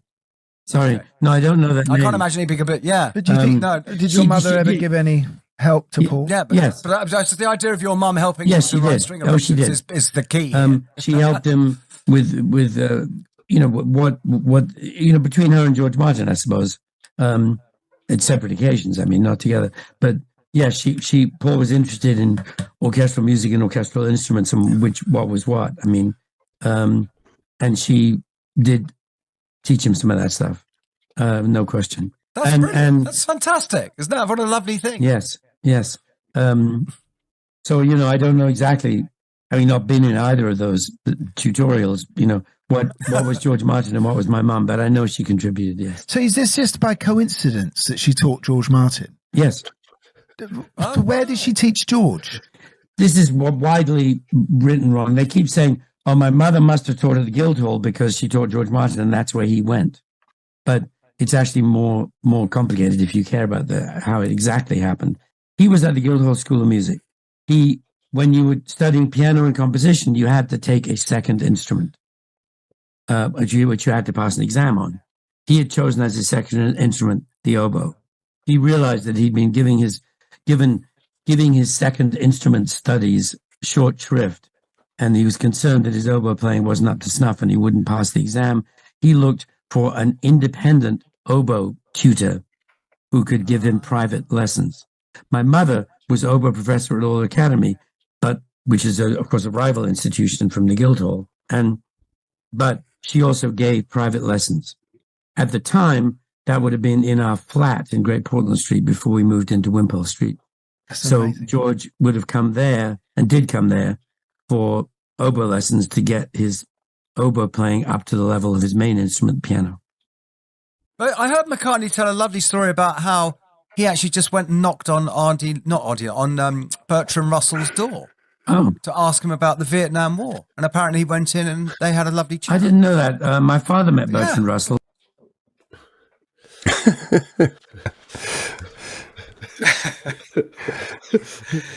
Or a crock of shit.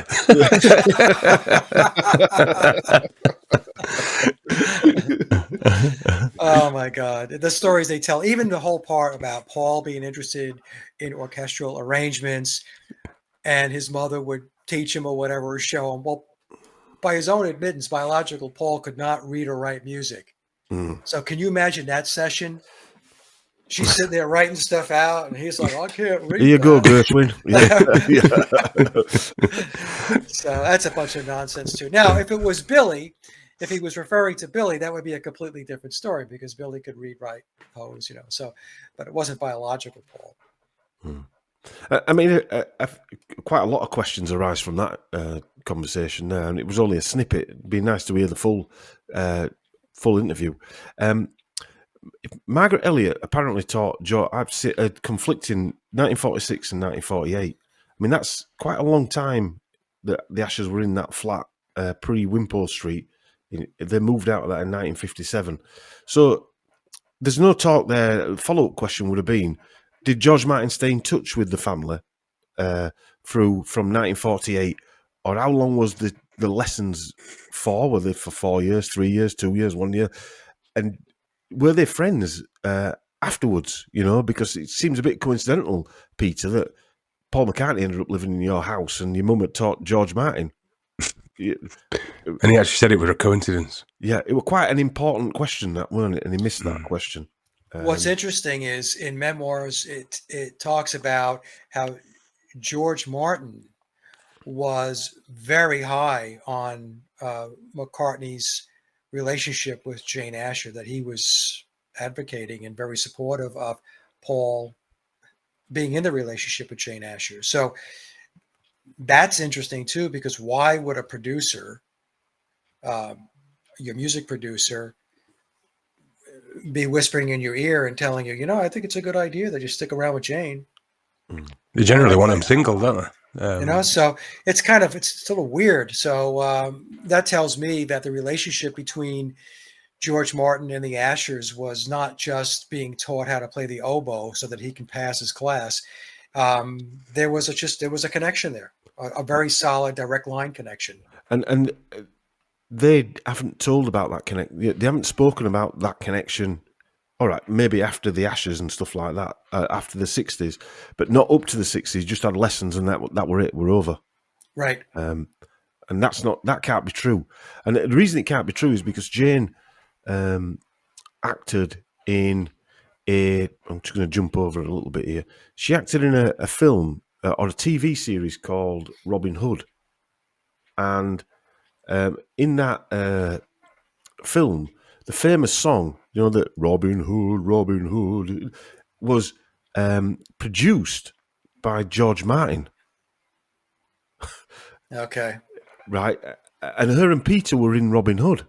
I don't know if I've got a picture of them in Robin Hood, actually. Oh, there we go. They were actually in a couple of episodes of Robin Hood.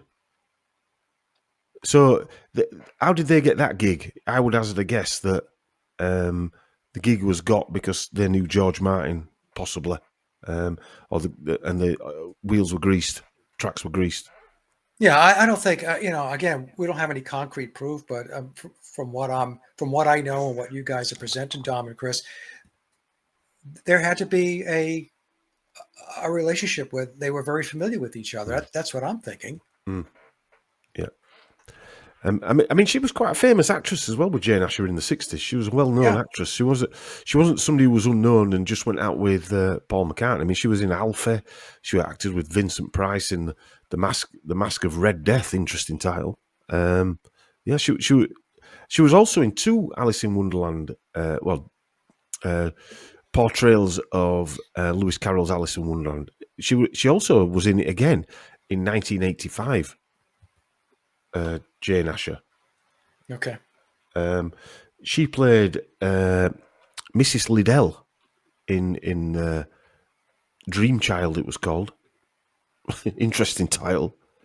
In 1985. That was written by Dennis Potter, Chris. Have you spoke about Dennis Potter before? He's the English. He did that. Do you remember the one where they had a scarred face? It's an English author, isn't it? Yeah. Or TV writer, should I say? Just nipping back to Jane Asher's husband, Gerald Scarfe, CBE. He was the guy that did the graphics for Pink Floyd's The Wall album. Yeah, and they had 3 kids: Katie, a stage and voice actress, TV and radio actress; Alexander, who's a writer, producer, actor; and Rory, who's a book editor. Those kids who she didn't want to go into acting. Yeah, just to cover that bit. Where were we at? Yeah, so Alice Liddell. I find this guy a bit creepy. And I used to be into Alice in Wonderland. I quite like that story, to be honest with you.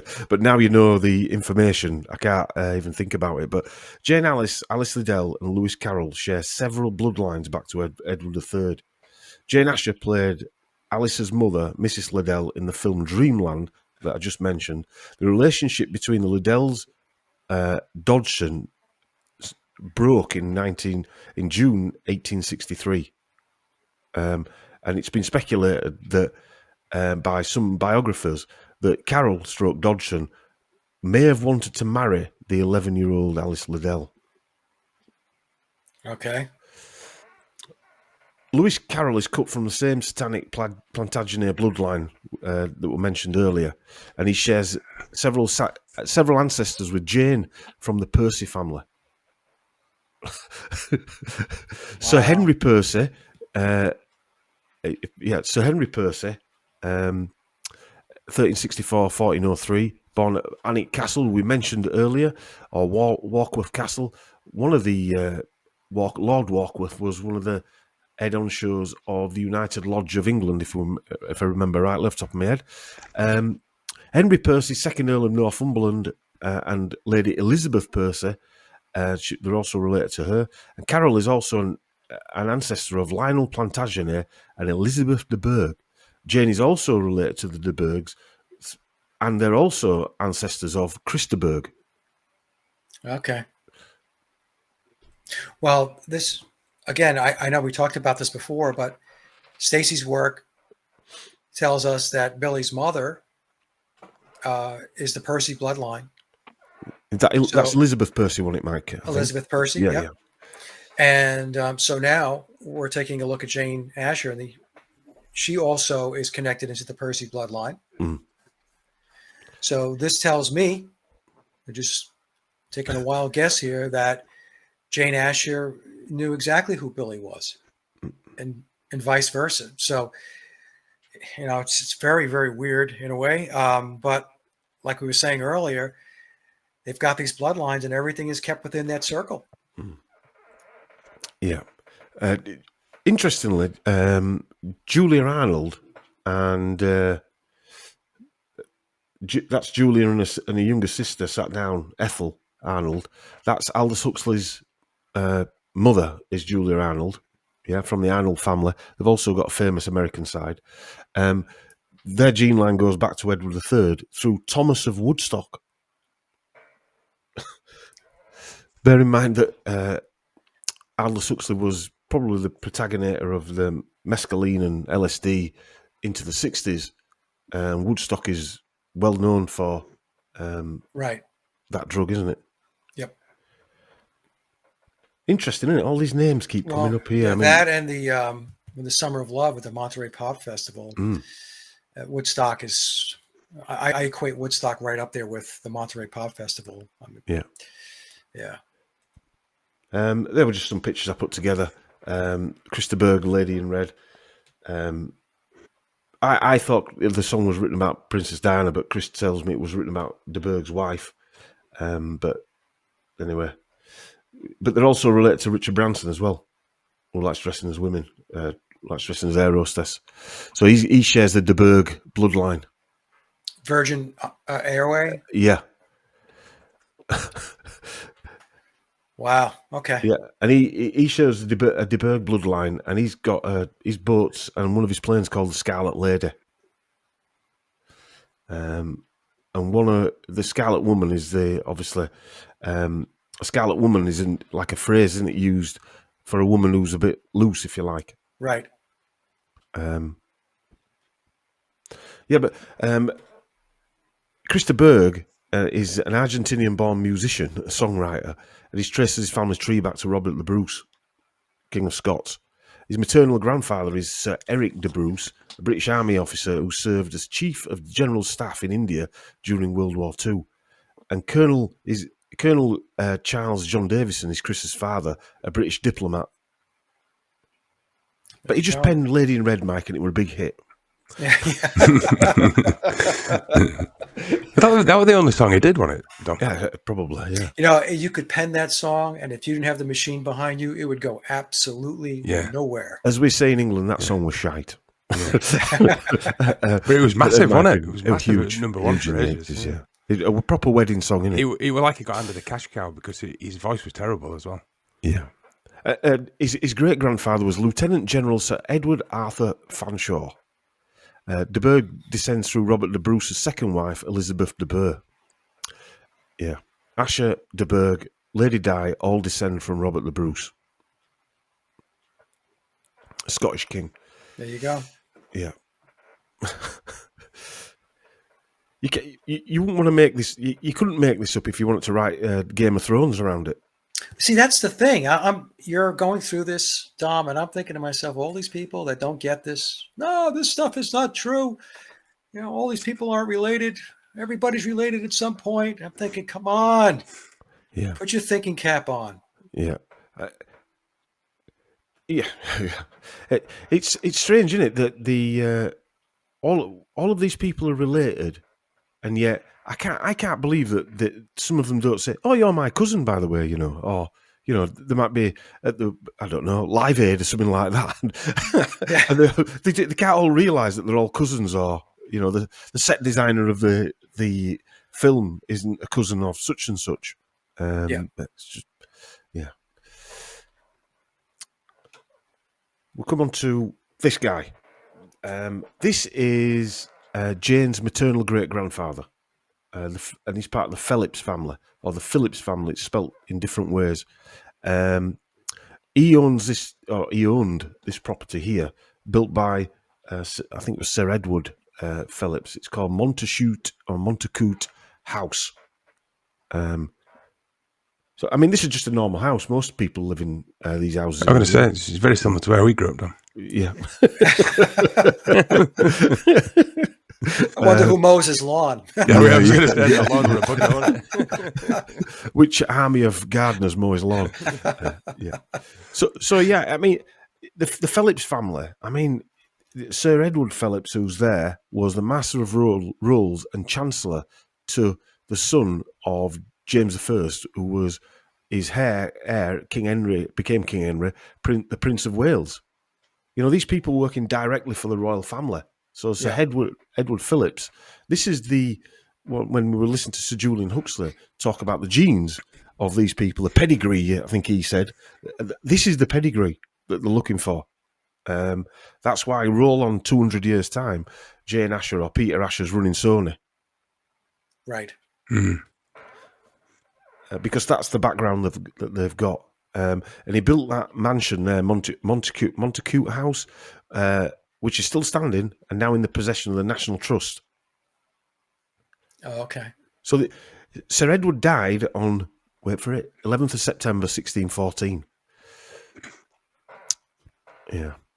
That place was built by Master Mason William Arnold. And we've come across that name before. I don't know if he's related to Aldous Huxley, whose mother was Julia Arnold, but I put some money on that he is personally, but knowing how the research goes. So the Phelps family were also married into the Bates family, and the Bates family owned Langley Castle and Iden Castle.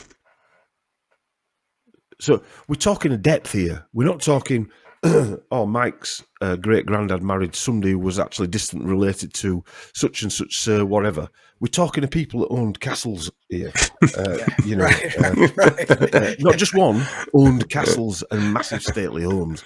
Yeah. And on a side note, an interesting side note, this guy who works at the Massachusetts Institute of Technology now owns one of them castles. He owns Langley Castle. And obviously the MITs, especially if you look into what he's doing, cybersecurity and stuff, is funded by DARPA.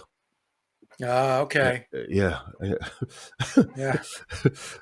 Always good to have DARPA on your side. Oh, yeah.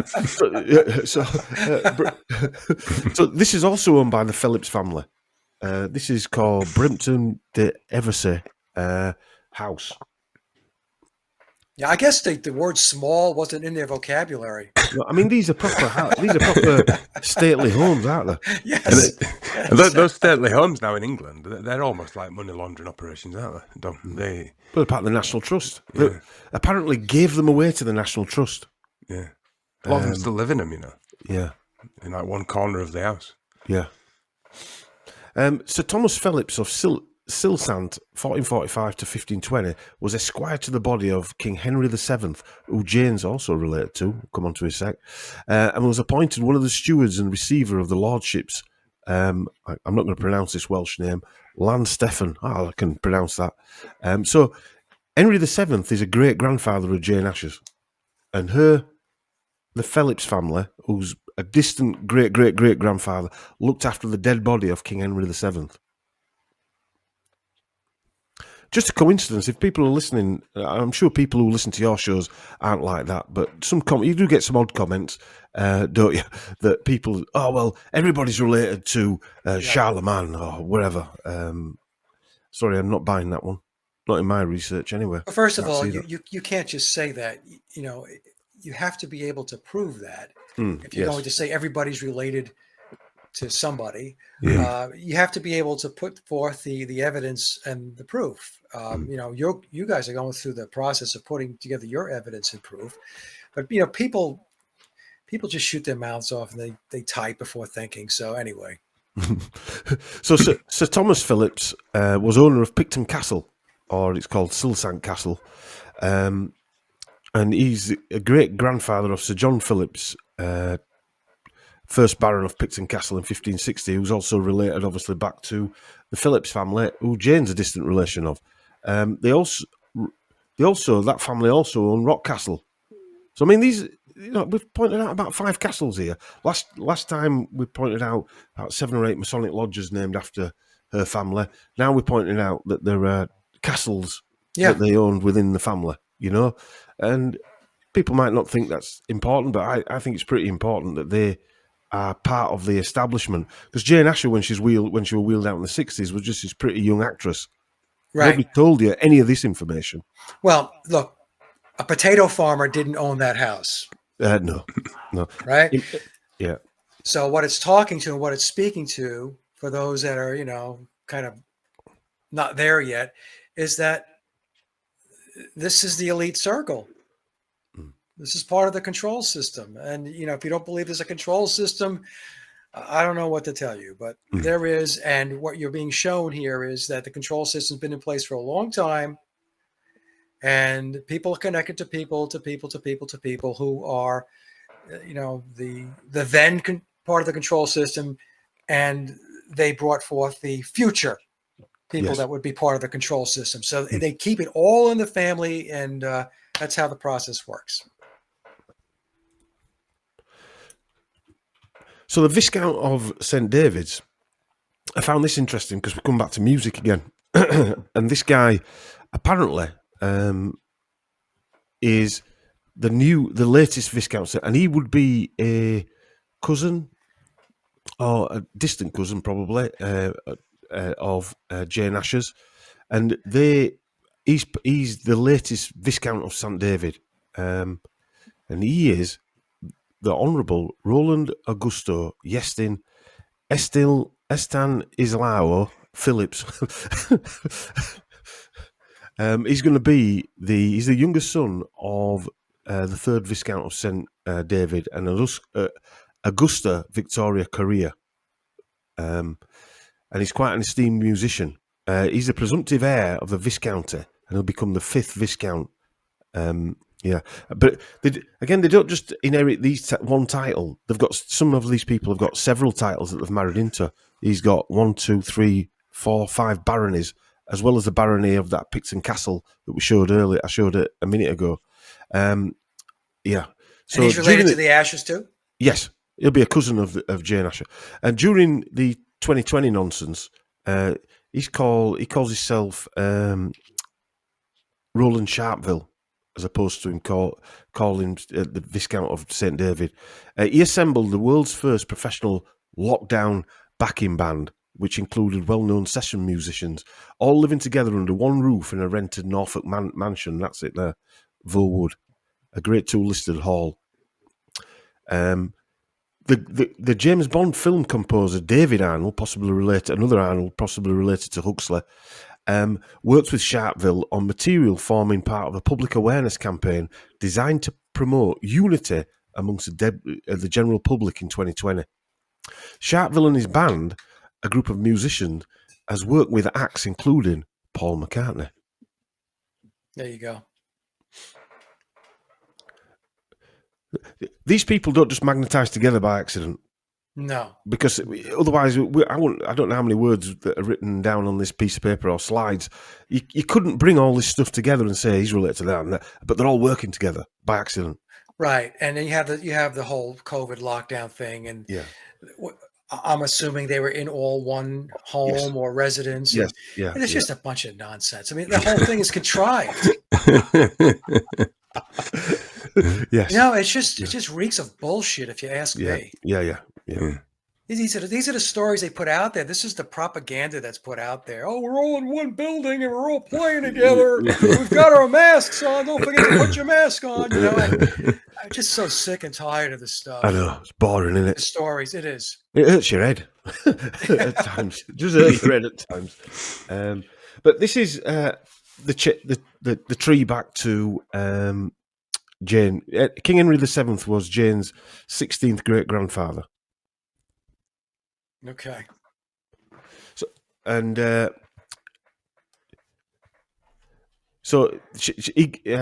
are we here?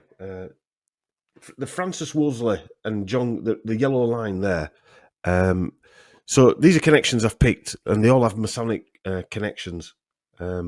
So Earl Granville will be a principal guest at the 80 Club. So this is the 80 Club, and you'll see at the top of that line there, the Freemason. It must be a newspaper. These clubs, these are the secret clubs that they'll be having a glass of brandy and 100,000 people disappear in Africa at that point in 1887. Or going back to the making decisions based on things that we can't even think about and changing people's lives culturally at these clubs, aren't there? Anyway, Francis Wolseley's, is that 53? There you go. Thomas Tyne, Viscount of Weymouth. This was the grand... Right. Earl Granville was married to Frances Wolseley, and she was the granddaughter of Thomas Tyne, 1st Viscount of Weymouth, whose son, Thomas Tyne, 2nd Viscount of Weymouth, was the Grand Master of the Premier Grand Lodge of England. And there's his name there. And this would be a distant... If we look back here, there we go. Earl Granville, Frances Wolseley. Her father was the guy that was the Grand Master. So, and I know the distant links, but they're all more. Anyway, the Viscount Weymouth constructed the Serpentine Lake at Longleat on his Longleat estate, and that's the Longleat estate.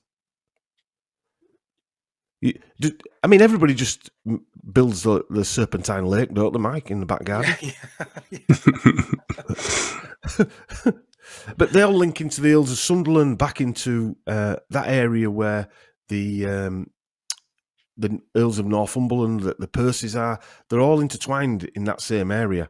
And they're also married into the Spencer family of Woodstock. Again, there's that name. Who have their own lodge, because the Spencers were the Dukes of Marlborough and they had the Marlborough Lodge. It says the Spencer Churchill family tree. Yes, yeah. So also they're related to Princess Diana as well. The Spencers, the Earl of Spencer was was Princess Diana's brother. Does that tie into Winston Churchill? Yes. Okay. Of course.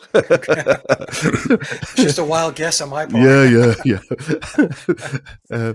So Diana's royal lineages includes 2 illegitimate children of King Charles II. So Princess Diana was related twice back to King Charles through Henry Fitzroy and Charles Lennox. We mentioned the Lennox family before. And anyway.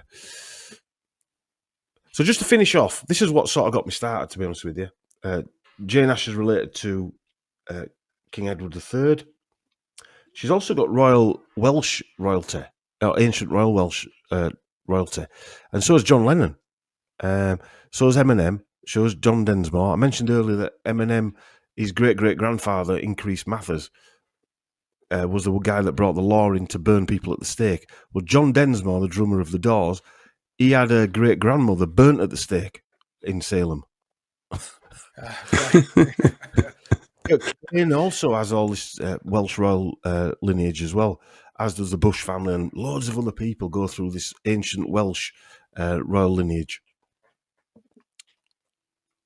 But the first thing that I noticed for Jane that got me really interested was this, the Kingdom of the Isles, and I mentioned it right at the end of the first presentation. So she's related to the ancient kings of Scotland, but the ancient Viking kings of Scotland, and her bloodline is, there's no doubt, but it sort of blew me away, this, because the Elliot bloodline is related, no question, to the ancient Viscounts of Dillon, known as De Leon or De Leon.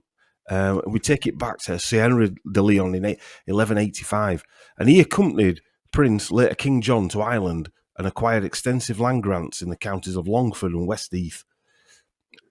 Eventually, these lands were called Dillon's County and divided into the barony of Kilkenny West and others in 1543.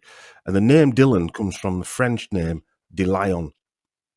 And Henry de Lion married the daughter of Sir John de Courcy and Africa de Courcy. This is that lady here. Now, Africa de Courcy, although it sounds quite exotic, she's actually the daughter of Godred Olafson, King of the Isles, King of the Scottish Isles. This guy. And he ruled over this area here. Kintyre. Oh, okay. And all these areas here, all the yellow and pink areas, he ruled over. The area where Linda McCartney's Memorial Garden is. And of course, Billy had the song, The Mull of Kintyre. Yeah. And this is what excited me. When I emailed this over to Mark and Matt in December, I couldn't believe what I'd found. And going back to the laws of coincidence, this is off the charts if you think it's coincidence. It can't be coincidence. Also, in that area is an island called Sodor. And anybody with grandchildren who listen to Thomas the Tank Engine will know that, or children who listen to Thomas the Tank Engine will know there's a mythical island there called Sodor. And Ringo Starr did the voiceover for I was going to say, yeah, Ringo, yeah. And that brings us to the end of part 2. This was excellent, Dom and Chris. I didn't say much, Mike, to be fair. Rod Dom's the research that. That was excellent, Dom. In fairness, Chris, we're having some audio problems as well, weren't you, Chris? So, no, that's okay. It happens. Speak in case I bodged it up. Yeah, yeah, it happens. It happens. But in case people are thinking, all this research in 1960s, where is it now? Where is this? You know, voices under your pillow and things like that. Where does it lead to?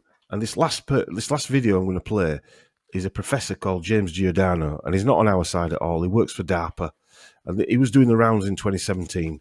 And he's going to tell us how they do it now. They've moved it on a long way.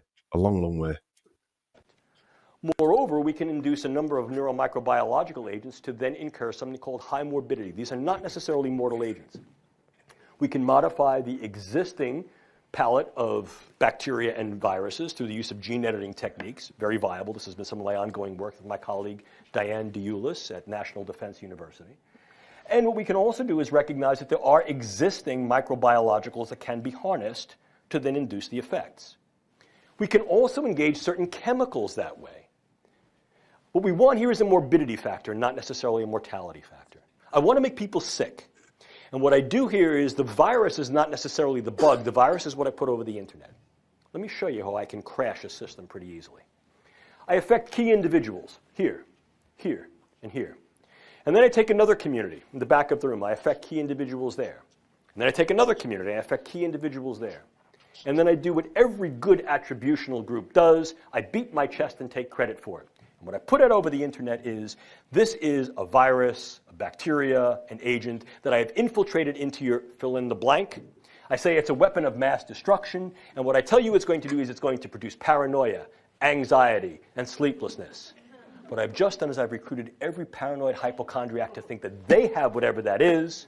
I've used salient and sentinel cases, and I create essentially a legion of what's known as the worried well.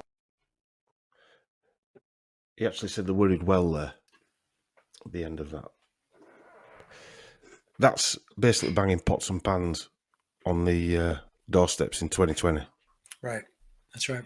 That's Beatle possession on a scale that's bigger than a Beatle performance at a stadium in 1960s. Yep. You know what's interesting, guys, is I put a post up on my community tab on my Beatles YouTube channel. And it was an article that had to do with Yoko Ono's daughter, Kyoko. And I'm not kidding, that's her name. It's Yoko with a K, Kyoko. And to make a long story short, Yoko Ono's first husband, prior to John, took their daughter and he split with her. And she wound up in a cult. And then later on, John and Yoko were trying to reconnect with her. And eventually they did reconnect with her. And what she had said was that when she got back and she was interacting with John and Yoko, she said that the Beatles were a cult. She was talking about, this is a person that came from a cult, that then realized that she was in a cult, got out of the cult, reconnected with her mother and, you know, with John Lennon.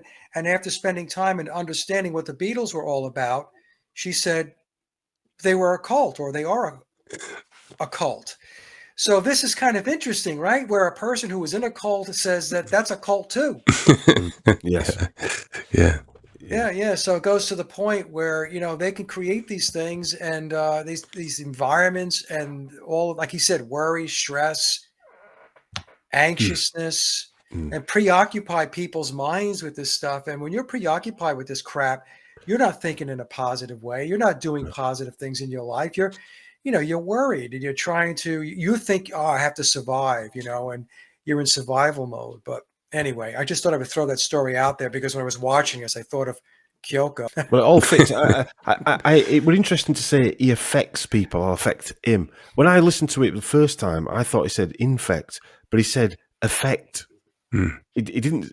It made it sound like that. He was going to say infect, but he said affect. Right. That's totally different. That I can crash a computer and affect it.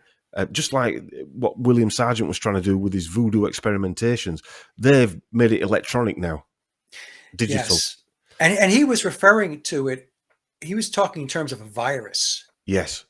So when I was listening to that, what he's basically saying is this is a virus too. It's a mind parasite that we're going to put into your head, and we're going to affect how you think, how you behave, how you react. Yeah. Because we can tune into that frequency that turns it on. Right. Basically, that's what I thought it was saying. We could tune into the frequency that turns that part on. It might not affect everybody. It'll affect you, and you. But we know if we press that button, out of 100,000 people, a certain percentage of that dynamic of that demographic is going to be either, I don't know, sent mad or under control, under the control, control that they want them to be under. So it's very sophisticated. They've been at this a very, very, very long time. So very dark as well. It's very dark, and I don't know. I mean, a lot of times I feel like I'm on the outside looking in, because when you understand this stuff to the degree that we understand it, I'm not saying I understand everything, but I know enough to know that what's going on and what they're doing. And when you're on the outside looking in, it's like looking out your window and watching what's going on down at street level. It's incredible. It's incredible to see how so many people cannot pierce the veil. They just can't open the curtain and look behind it.